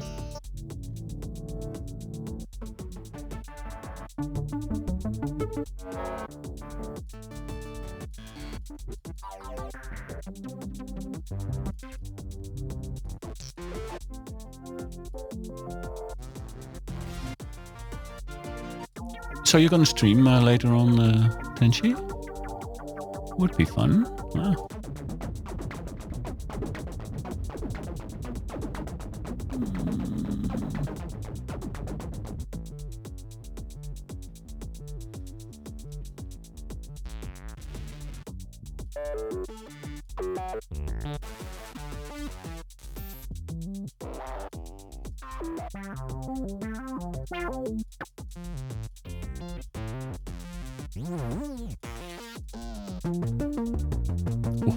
this sound so much.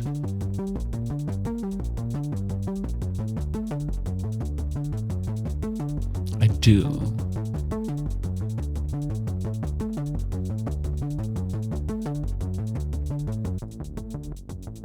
Oh, finishing up lunch? Okay. I will be actually almost stopping this test. It was basically a test to see if I could successfully stream my audio software and talk about some ideas with people who are into this or don't mind listening to the noise.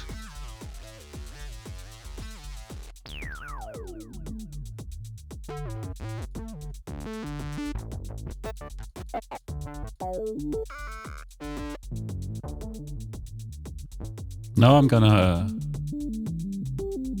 I can host you, but I think I'm getting a call soon. I just got a message 1 minute ago.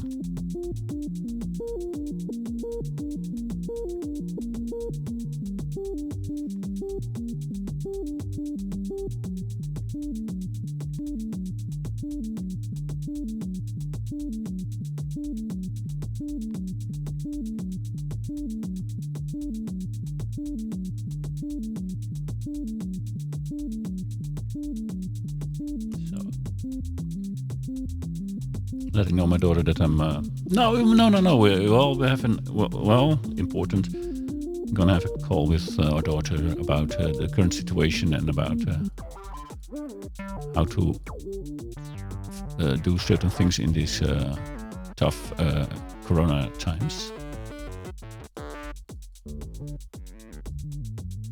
I need just a tiny sound.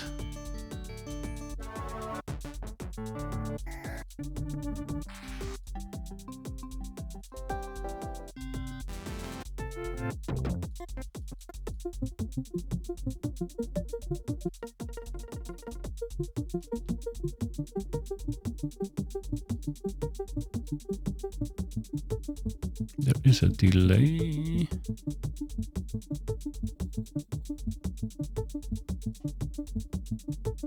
That's fine. Just keep it small for now.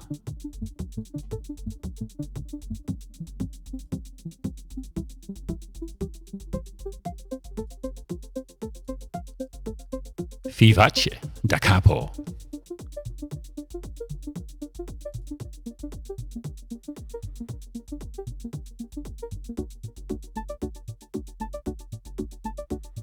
No, I think I'm going back to synth sequences.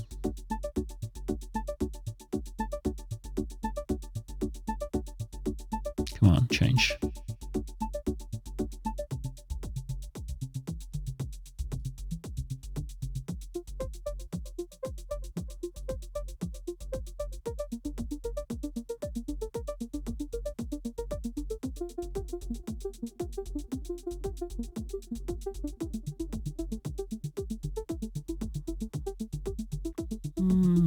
Yeah.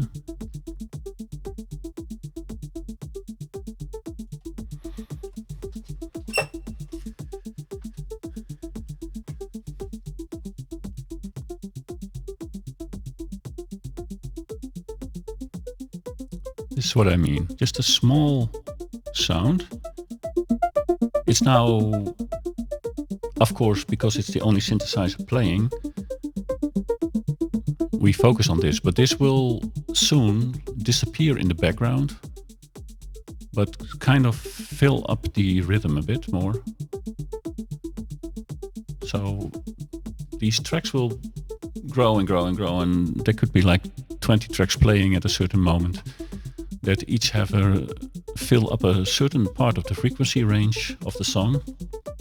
If it's ever gonna be a song. I mean, again, this is a streaming test, setting up my audio in a way that it actually can be streamed towards Twitch. And yeah, as I have been watching a lot of producer videos on YouTube, I wanted to see if I can bring my one of my hobbies out in the open as well, just for the fun. Okay, so we were playing around with reMIDI. Let's let's see what we have there.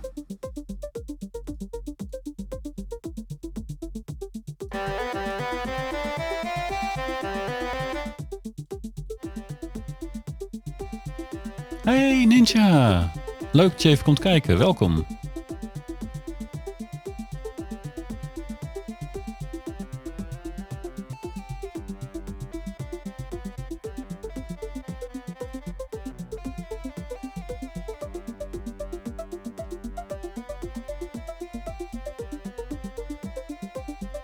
Okay, well, I'll revisit reMIDI, the actual classic stuff later.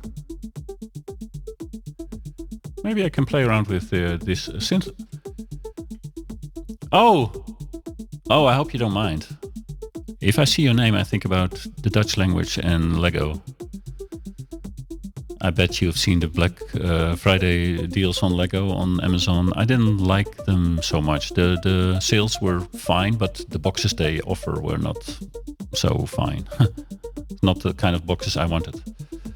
Or else it would have been a nice little hobby.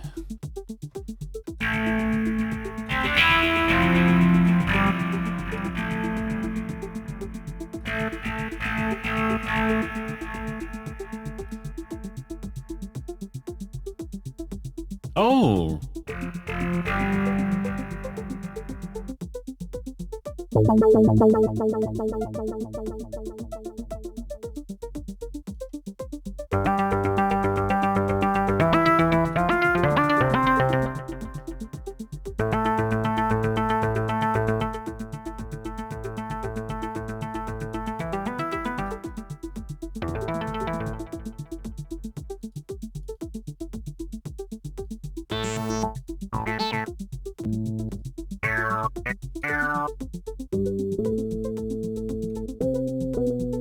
Oh, the White House, nice.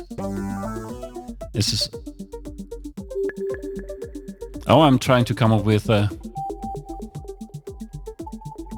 idea that is worth it to work on later.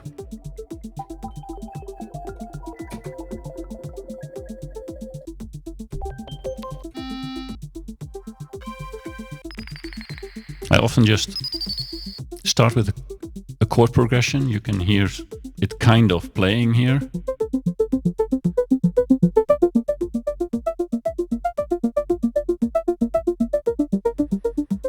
And I have a little rhythm playing in the background to keep me in focused on the rhythmic feeling. Yeah, the sounds in themselves can be nice.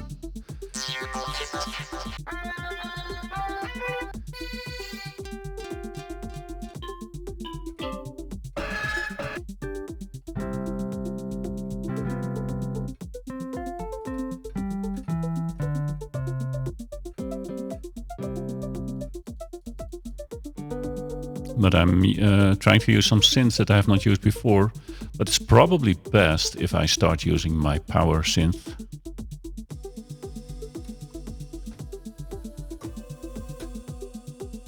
Because it beats everything else in sound quality.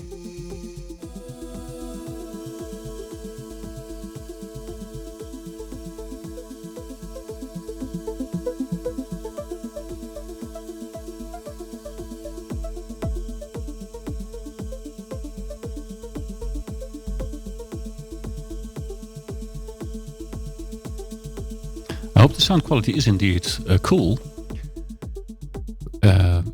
It should be, because I'm streaming in my audio is in 320 kilobits per second, which is the highest you can use on streaming. Yeah, I know, Marie, and I know it's small. Yeah, I know. Well, music brings me some joy every day now, and boy, you know I need it. So you go have lunch and let me know. You can send me maybe a WhatsApp. I would like that, but I have to be super careful now concerning Corona, because I'm gonna have a surgery in probably somewhere around Christmas, and I I mean, I would survive Corona usually, but now I cannot run any risk, because if there is a spot for me in a hospital, then I must take it right away. But you are most welcome. Yeah, I'm vaccinated too, and yeah, a test would be cool. But still, we are now discussing, me with my wife and her parents and our children. So I'm going to call my daughter as well in a moment to see how we can get through this in the safest way for the surgery. But it would be lovely.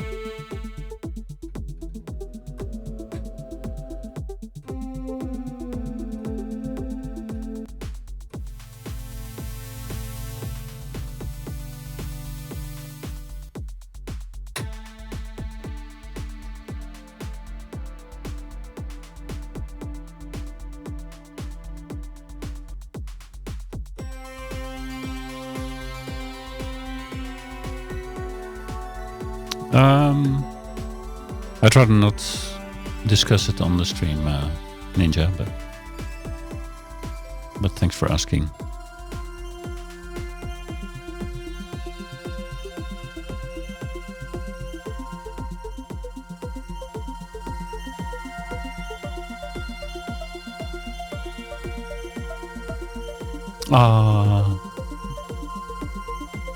Many hearts to you.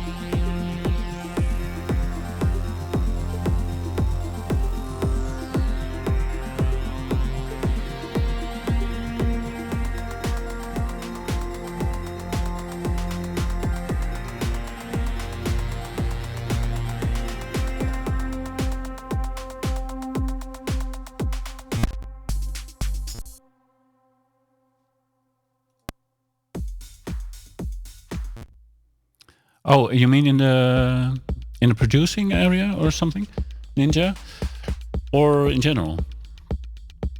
Because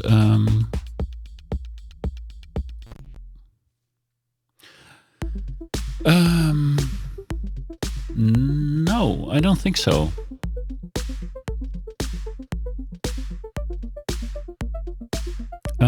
No, I don't think so. I did get, I think, 2 plugins for music software this week, which were super cheap. But other than that, I think I have so many opportunities available in gaming, in music, in life in general.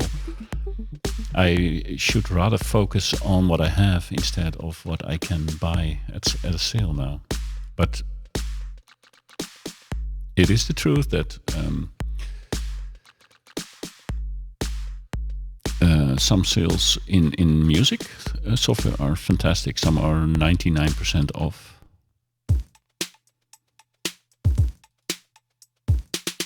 But if you don't need it, it's still money that I mean, I can use many things that I see.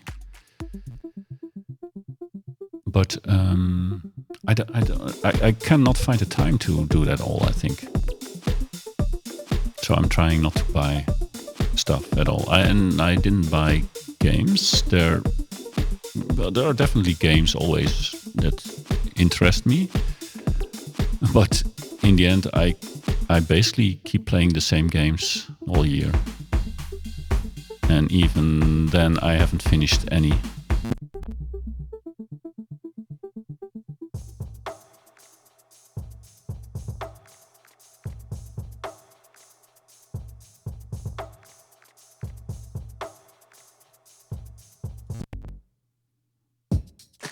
Nah, this is not what I am looking for.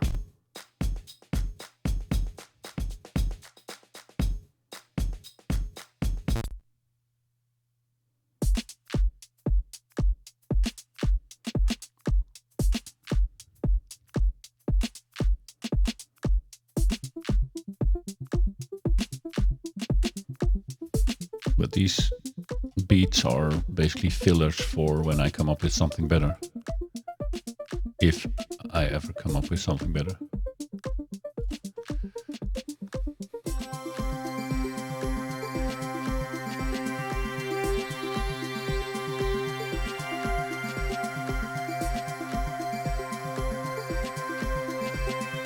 But this power of the synthesizer is insane. This is just one of the presets. It's literally a one finger song. It's fantastic.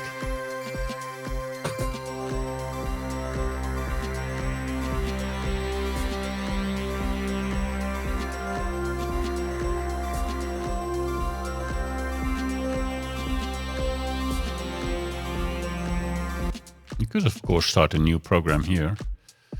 And let me see. Let me find.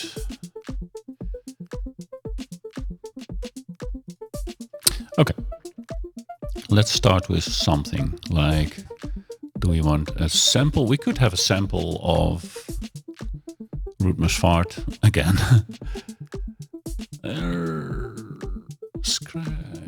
Let me see what we can come up with. So this is editing of a new program with layers of sounds and effects inside of Falcon, which is my main, well, at least my most expensive synthesizer, which I have lots of work to do in yet.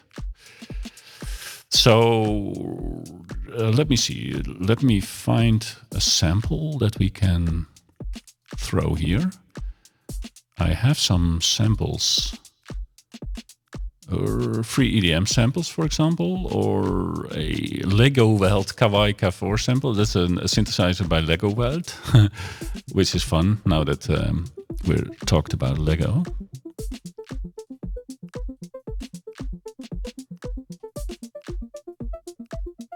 Let me drop it in.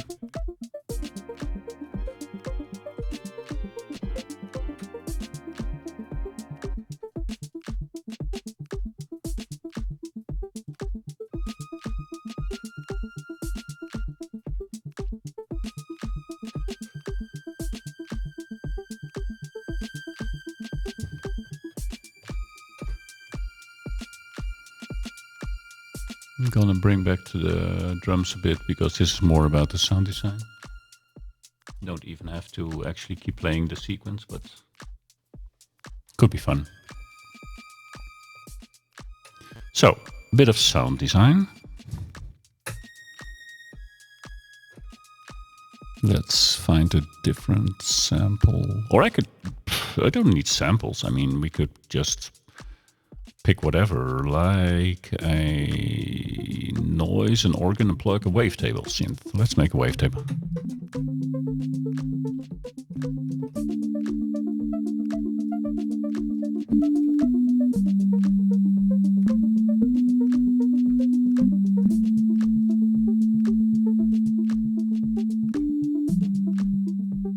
It's gonna be noisy.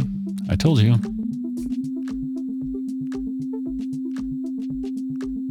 Okay, let's pick a wavetable that's, let's see, are we going with vocals, kind of?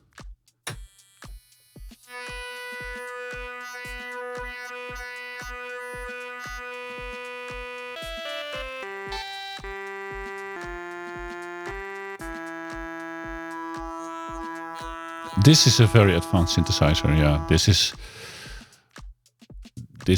the most extended thing you can do, because it doesn't look at all like a synthesizer. I can show you. Let me make a track with an actual like synthesizer that you can visually understand. You know, it's not none of them are super easy if you've never done anything like it. But before, let's for example take B.I.T by Rob Papen, a Dutch sound designer. I mean, this also looks very advanced, and it can be, but it can also be simple in. It is at least visual, and most. Whoa! I just ripped a lot of ears there. I am very sorry. I don't even know why this happened. Oh man, that was bad. I'm so sorry. Oh, that hurt. That hurt me as well, if that's any consolation to you. It ripped me completely. I'm sorry to everyone. And totally unsure why that happened, by the way. Well, I do have headphones on, and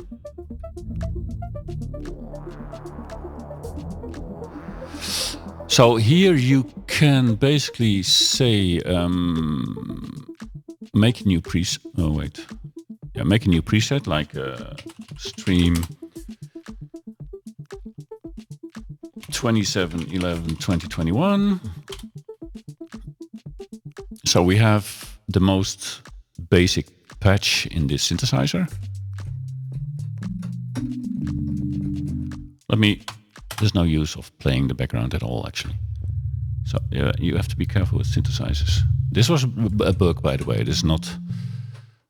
B.I.T sometimes does that, and I have a few other synthesizers that can have instances where they go haywire and it's super knobs. Kira is... Yeah, these like... No, I'm not going to say it. Knobs. Knobs. So, but I wish I could kind of cover most of it, because most of it is not that important. So here you have a basic synth wave. This is the shape, this is the waveform, and when played in a row, this is what the shape of the sound that you're actually outputting. And this is like the basic of synthesis. So, but we can change the waveform. So you have a saw. This is a simple waveform again, and this is the output, because the computer will feed many saws in a raw. And you see, the lower I play, the less of these saws you see. So a higher note makes more saw waves in a higher frequency, making it sound like a higher tone. See? The higher I go, the more of those things you see. That's really not... Yeah, that's understandable, right? This is how sound works, basically. But we can do stuff. We can do stuff with it. So I'm adding another oscillator, another sound. Or here. I hope that you can actually hear it, because I don't know whether the encoder for Twitch transmits all the super low frequencies or the higher ones. Yeah, you hear the super low.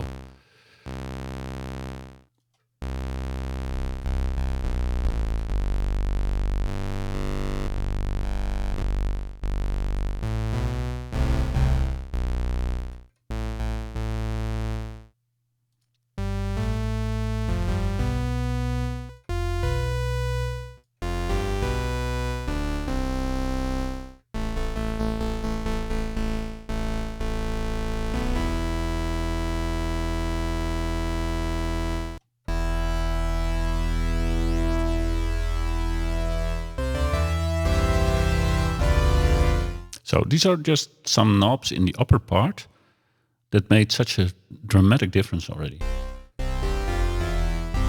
If anyone ever wants like some basic understanding of how to use any synth for creating some simple sounds, I could do a stream for that. I'm not very well educated on the subject, but I've been playing around with this stuff for a few months now, so that really helps. And I can kind of transfer over some of those knowledge if anyone wants that. And B.I.T by Rob Papen, or B.I.T, is a very good synth for that. Although there are plenty of free synthesizers, I could also show those, or one of them, to give some basic understanding, and you could follow along because anyone can download them. And also the digital audio workstation I'm using is reMIDI. I highly recommend it, and you can install this for free. You could potentially use it for free forever. I don't. I purchased the license for $60, which is super cheap for the amount of power you get. But you can click a box and say, "Oh, I'm still evaluating. I will buy it later." So if you ever want to follow along, you can basically download your copy of reMIDI, install a free synthesizer, and follow along. It's very, very good software. So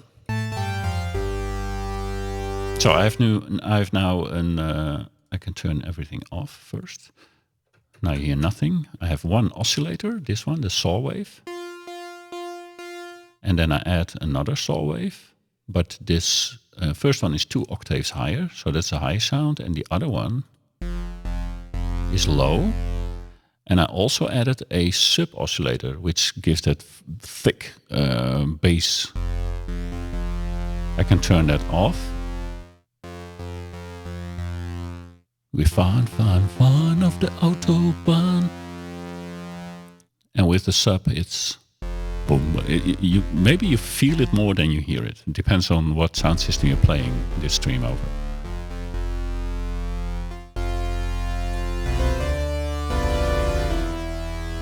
I introduced unison, which means multiple voices are playing at the same time. If I turn it off, it still sounds good.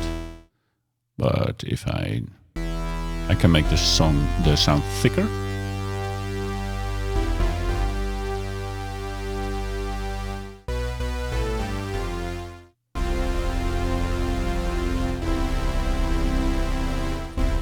Let me turn off the sub oscillator for now. It's too thick for me.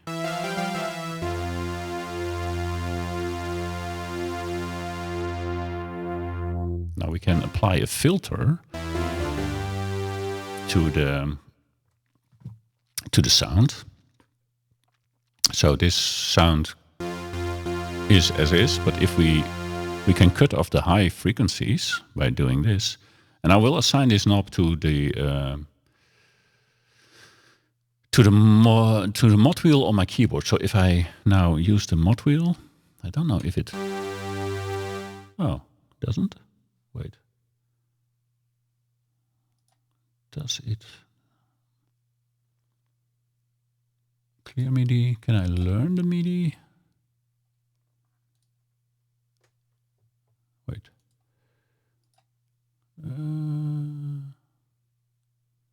Slot 1 modulated by slot 1 mod wheel.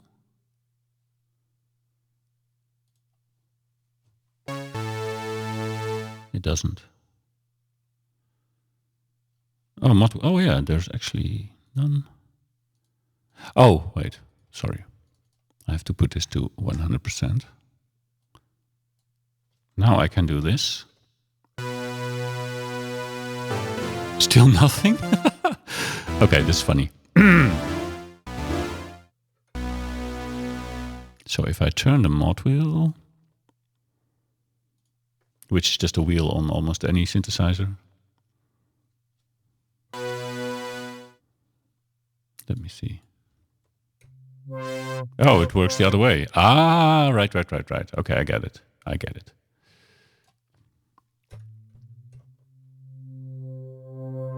So by turning the wheel, I open up the filter, but if I close the filter, it filters out the higher frequencies until almost nothing is left. Okay, but I can make that go the other way, minus 100. So if I can put this higher, like cut off here.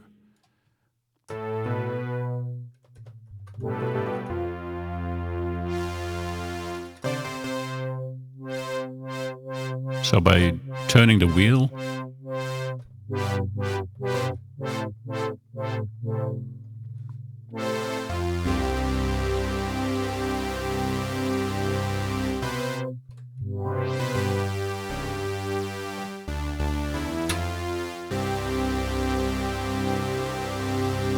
okay, and if we want to make the sound like swell in, not like immediately playing when I touch, but we can get the attack longer. So you hear it. It takes some time to introduce itself.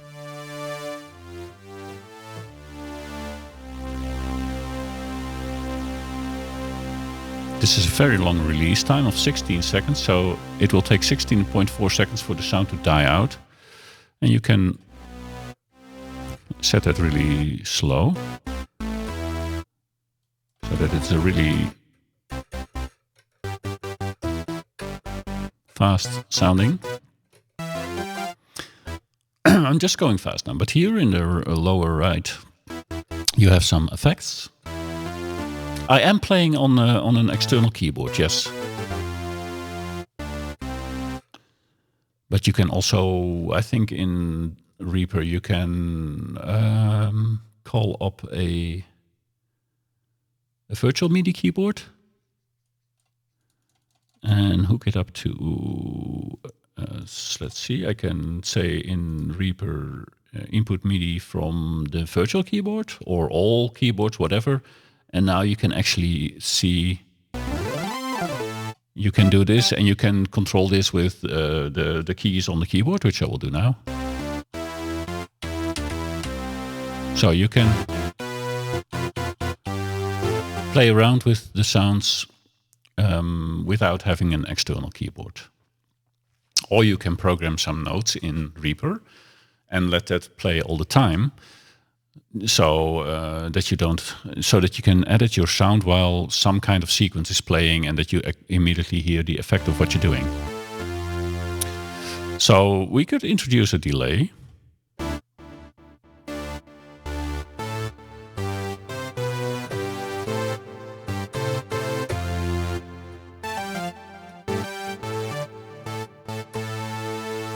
Some chorus.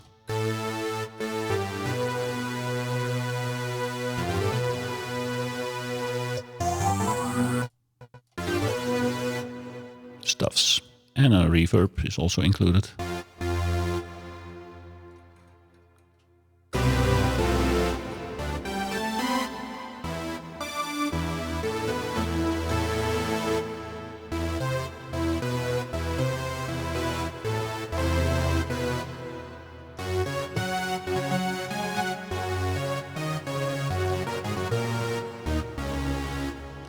Pretty big sound. It also includes an arpeggiator. Now that we're talking about B.I.T. anyways, it's an arpeggiator, and you will find that in software, but you can also, in the digital audio workstations world, or you also have arpeggiators in hardware synthesizers. No! Okay, you're gonna build again? Yeah, I'm almost going offline. So this is the arpeggiator sound, and you can program the arpeggiator with nice variations. So let me make the sound smaller.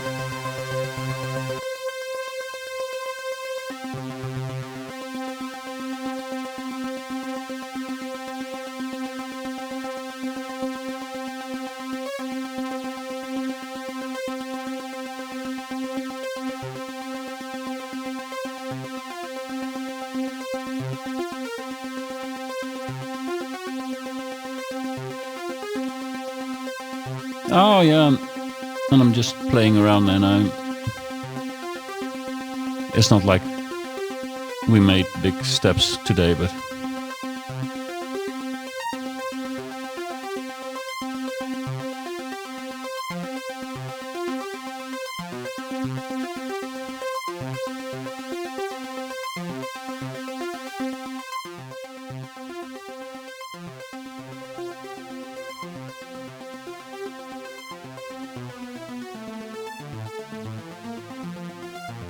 But it's my pleasure. I love this stuff.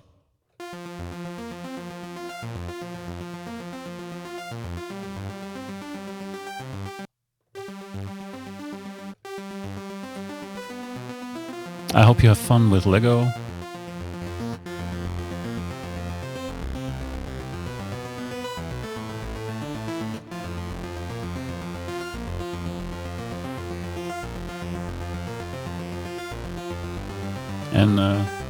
And that won't be a problem, I bet. Thanks for stopping by. Oh, thanks a lot, yeah.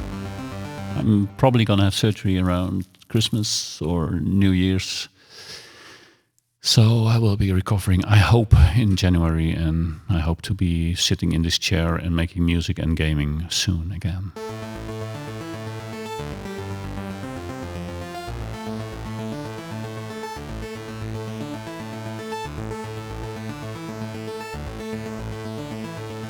So yeah, I don't know even how we got started in making a sound today.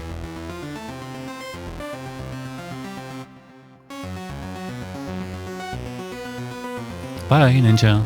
Enjoy Lego and the holidays, and I hope I can see you again building something on stream.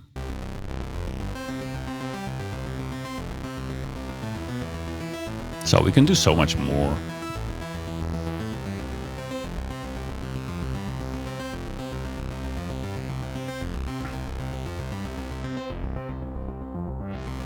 Using that mod wheel to cut off the frequency in the filter.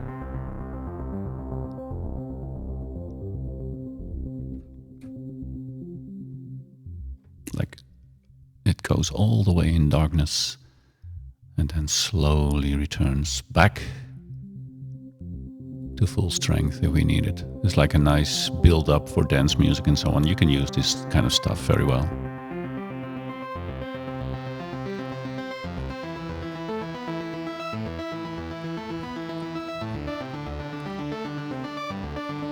I do wish, by the way, talking about Black Friday sales, I do wish they had a huge sale on hardware, because I have been watching some YouTubers playing around with the Arturia Micro Freak, which is an external synthesizer, and like a hardware. And it's completely away from the computer, making like sequences like this, and playing around with frequency cutoffs, and playing around with waveforms and arpeggiators. I mean, I watched one guy making like a 45-minute video, which could have been an album, what he created, just live, no computer at all. Just that machine and one or two guitar pedals to add some delaying and reverb, that's it. Pretty impressive. It basically is this type of stuff, but in hardware.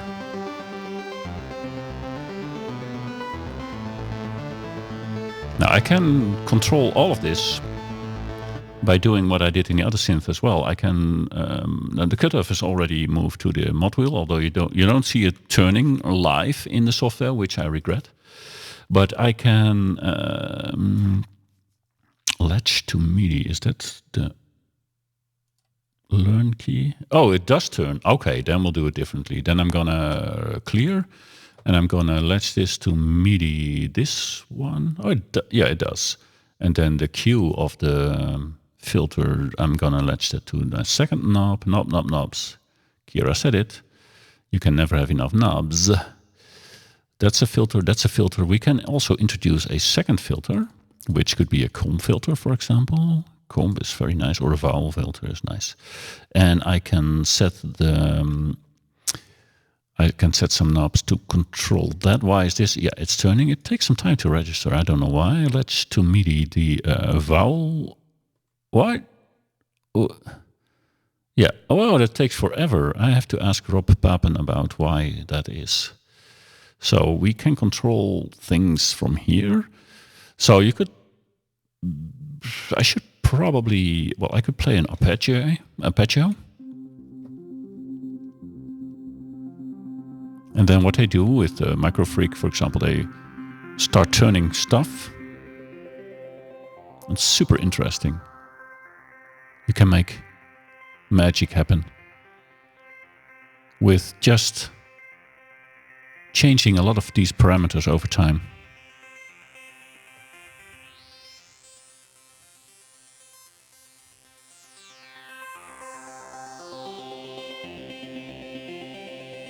And of course, my Falcon synthesizer can do this way more extensively,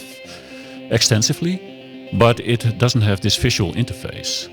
So I think I might actually use another stream soon to set up a control surface from my keyboard to actually mimic something that an Arterial Microfreak could do.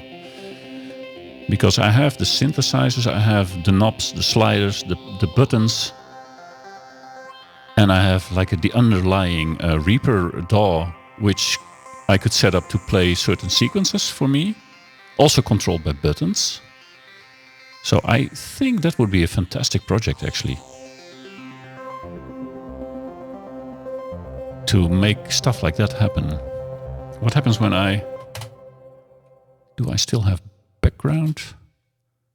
Do I still have something in the background that I can play along to now? Or is my DAW completely broken right now? I don't know at this point. Okay, we have something going on. Let's finish the stream by actually making some... Oh, the clap is so clappery.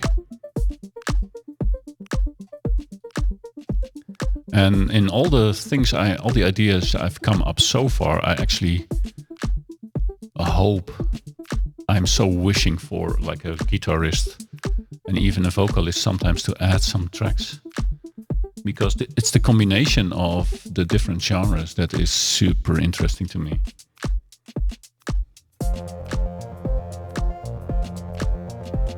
Okay, let's see what we can do here. Scalar is playing, right? Or isn't it? I don't hear it. This stage. reMIDI could play as well, but it's not fit for this track.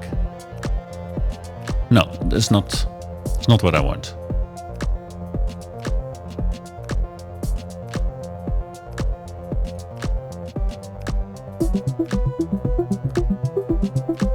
No. Oh, hey! It's the Vinkman! Oh man, this stuff is... I can hardly sleep anymore. This stuff is so fucking cool.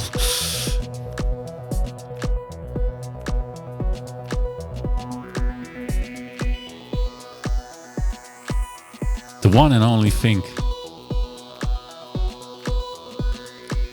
Best known for his Goat Simulator shenanigans.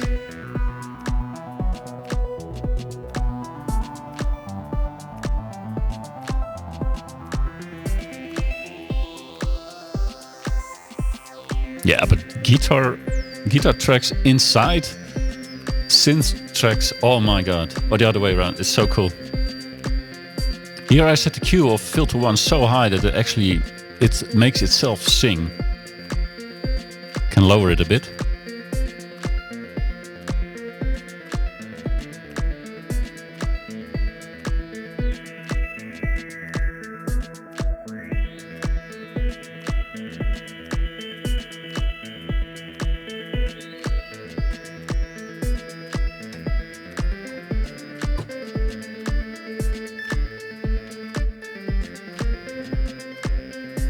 Oh, and Fink, I can tell you, Reaper is bloody fantastic. It was hard to get used to, but boy, does it have a lot of opportunities for weird stuff, and everything's possible. Just the digital audio workstation itself already, let alone all the synth I added to it.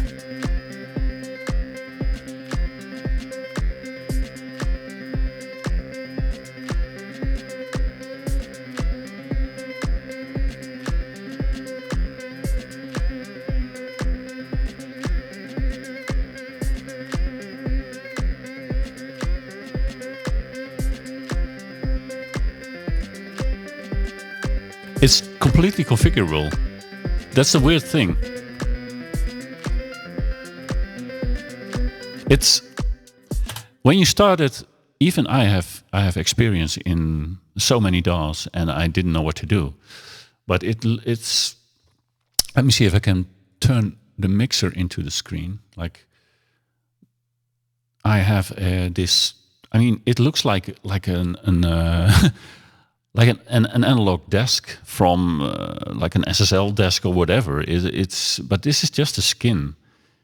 You can change everything, the complete look and feel of the entire user interface. But also, every time I think, oh, I miss a function or a feature or a macro or whatever, I miss a menu item.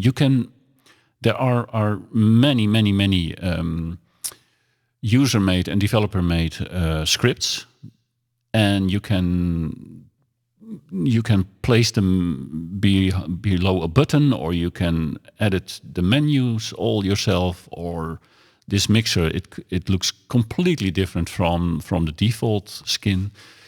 I mean, this is insane. This software is insane, and it's so cheap. So you have all these extensions, which you can just download, like the extension packages. These are all these are 1,664 packages of functions that you can just use when you want, and then there are actions, which are another, I don't know how many thousands of actions made by the developer, but also by other professional producers. Things that you might need to make your song happen. It's insane. And I mean, yeah, the options. I mean, even just the theme. This is the default theme, which is not shabby, but this is like the mixer in the default theme. It's cool. It's nice.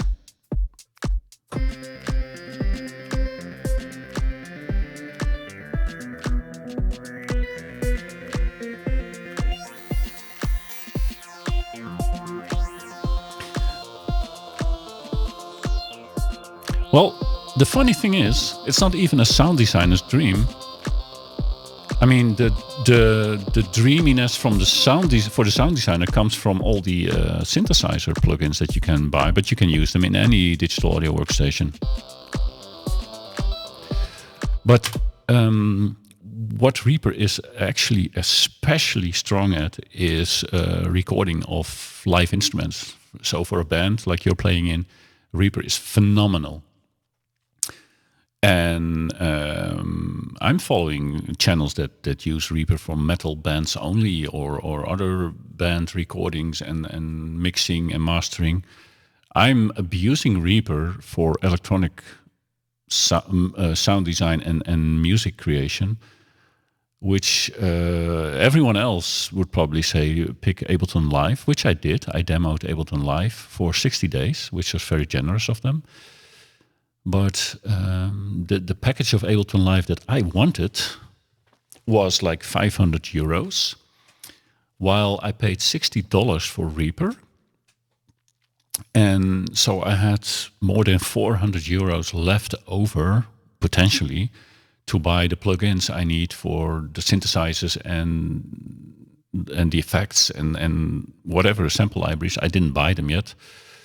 I hope to share some with my son, but I mean, the money I kept in my pockets by choosing Reaper, and also Reaper is super fast. It loads in seconds. Everything is super CPU light. In Ableton Live, I could have like 8 tracks running and it would beg for CPU power already. And in Reaper, you can just stack and stack and stack. It's insane. It goes on forever. So yeah, this is very well programmed by a few guys that have become rich of Winamp, which they created. They become millionaires, and then they decided to give something back to the music world in the form of Reaper. So it's not cheap because it's unable to do certain things. But a lot of pro producers and musicians think they will have to go to Logic or which is fantastic. Or God forbid, Pro Tools, which is super expensive if you want to do what Reaper can do. And or Ableton Live. Ableton Live is fantastic for live performing. I've seen that. And my workflow in Ableton Live was super fast. I picked it up in a day, and I pumped out IDs like in a few hours. It was incredible.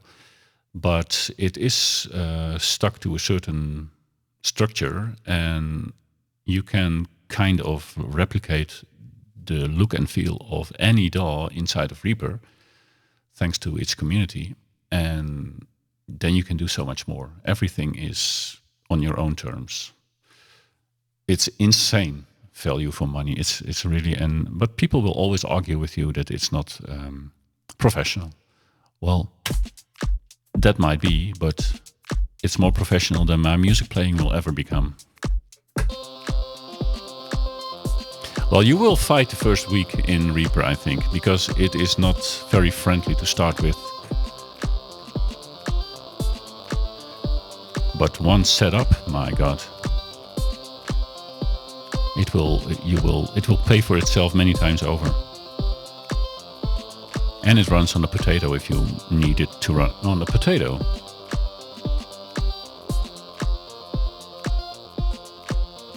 Let me see if we can introduce some FM.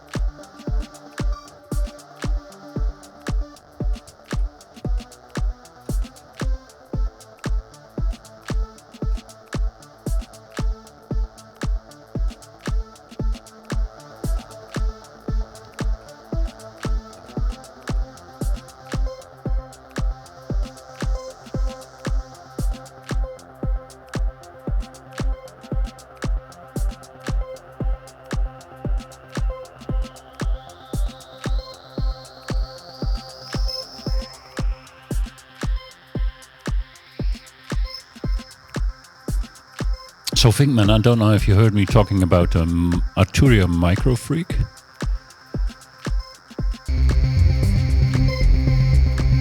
It is a very, very interesting synthesizer for me. It's hardware. Sorry about the volume.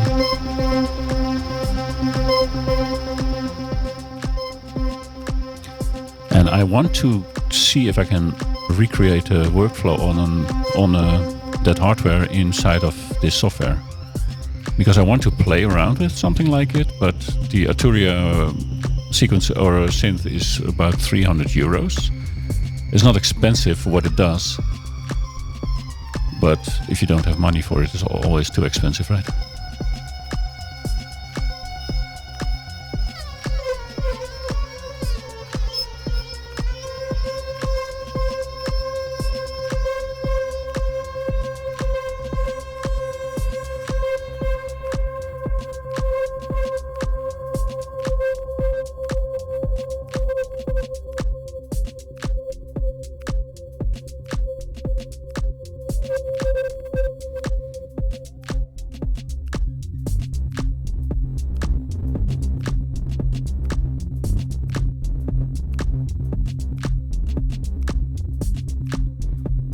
The clap is so stupid, by the way.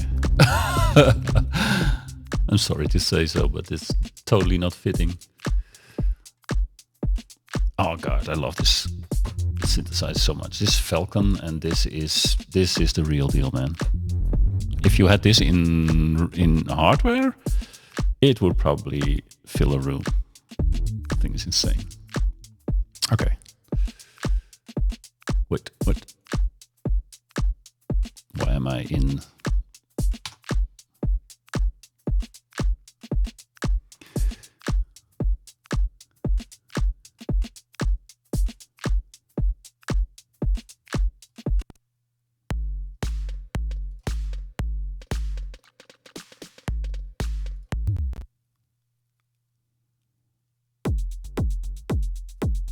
Wow. Now that is a monster kick.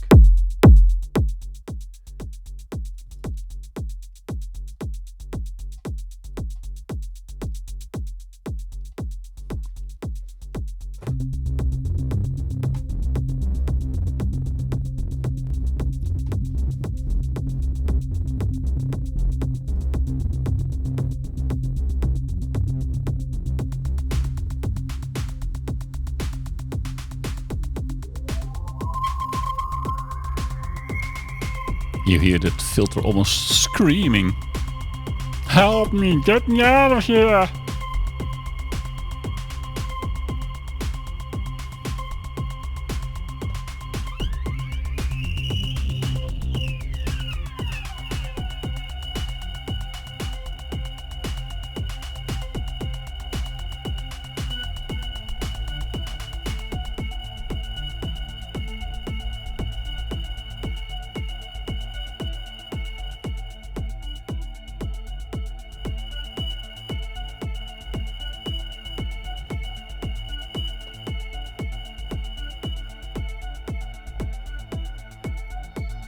But you can download and install Reaper from reaper.fm for free. You can use it.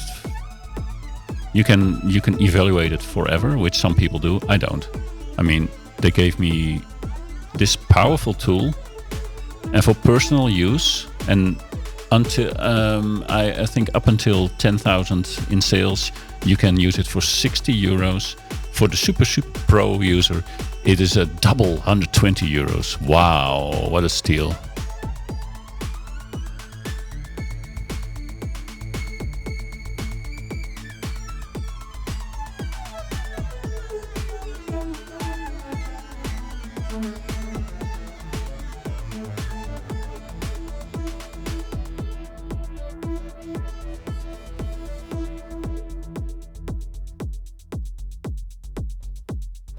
Anyways, that concludes my playing around for today. It was mainly a test stream to see if I could get this out to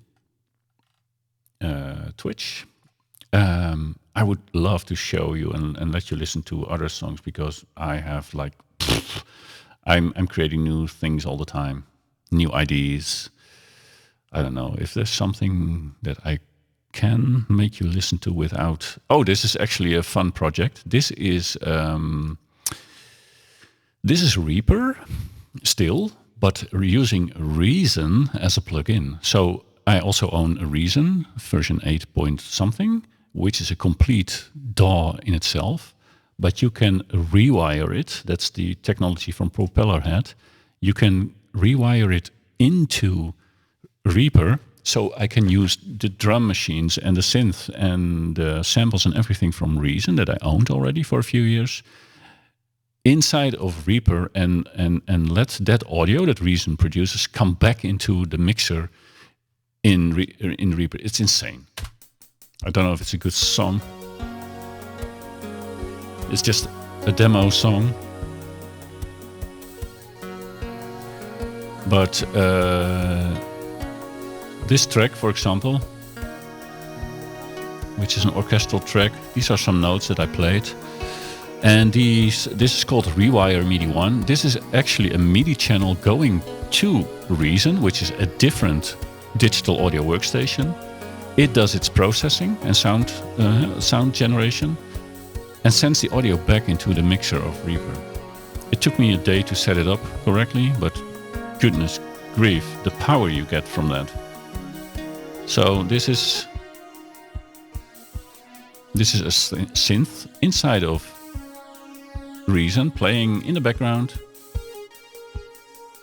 I could have done it with a synth in that I own already in as a VST plugin, but Reason comes with so many powerful things, and I never realized it until I found it out that I can just reuse those resources that I bought already.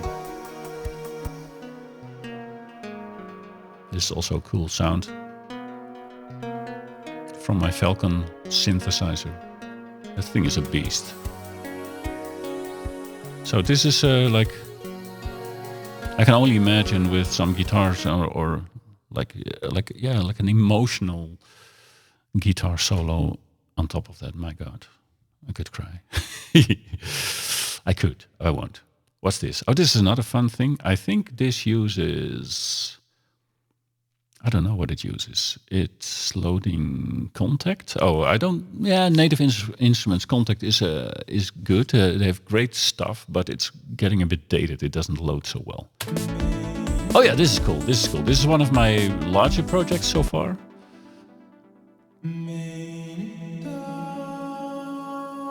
Maybe listen to this before I go off.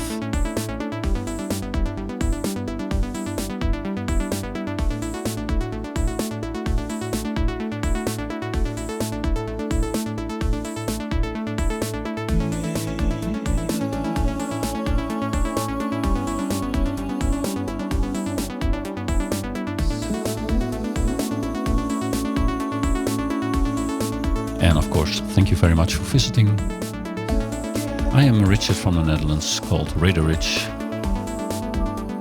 And I hope that you did not blow your eardrums out like I just did with a crashing synth.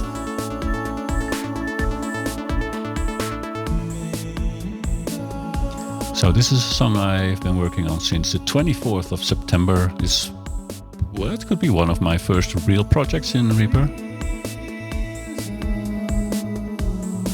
And yeah, I'll be back on Twitch and YouTube with more sound design and music production streams. I'm not a pro, I'm a hobbyist, but I am loving this stuff.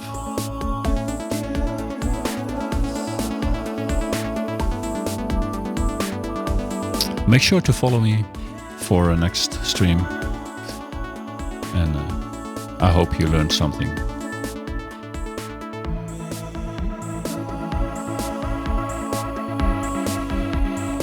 I wish you a fantastic weekend, and whatever you do it well.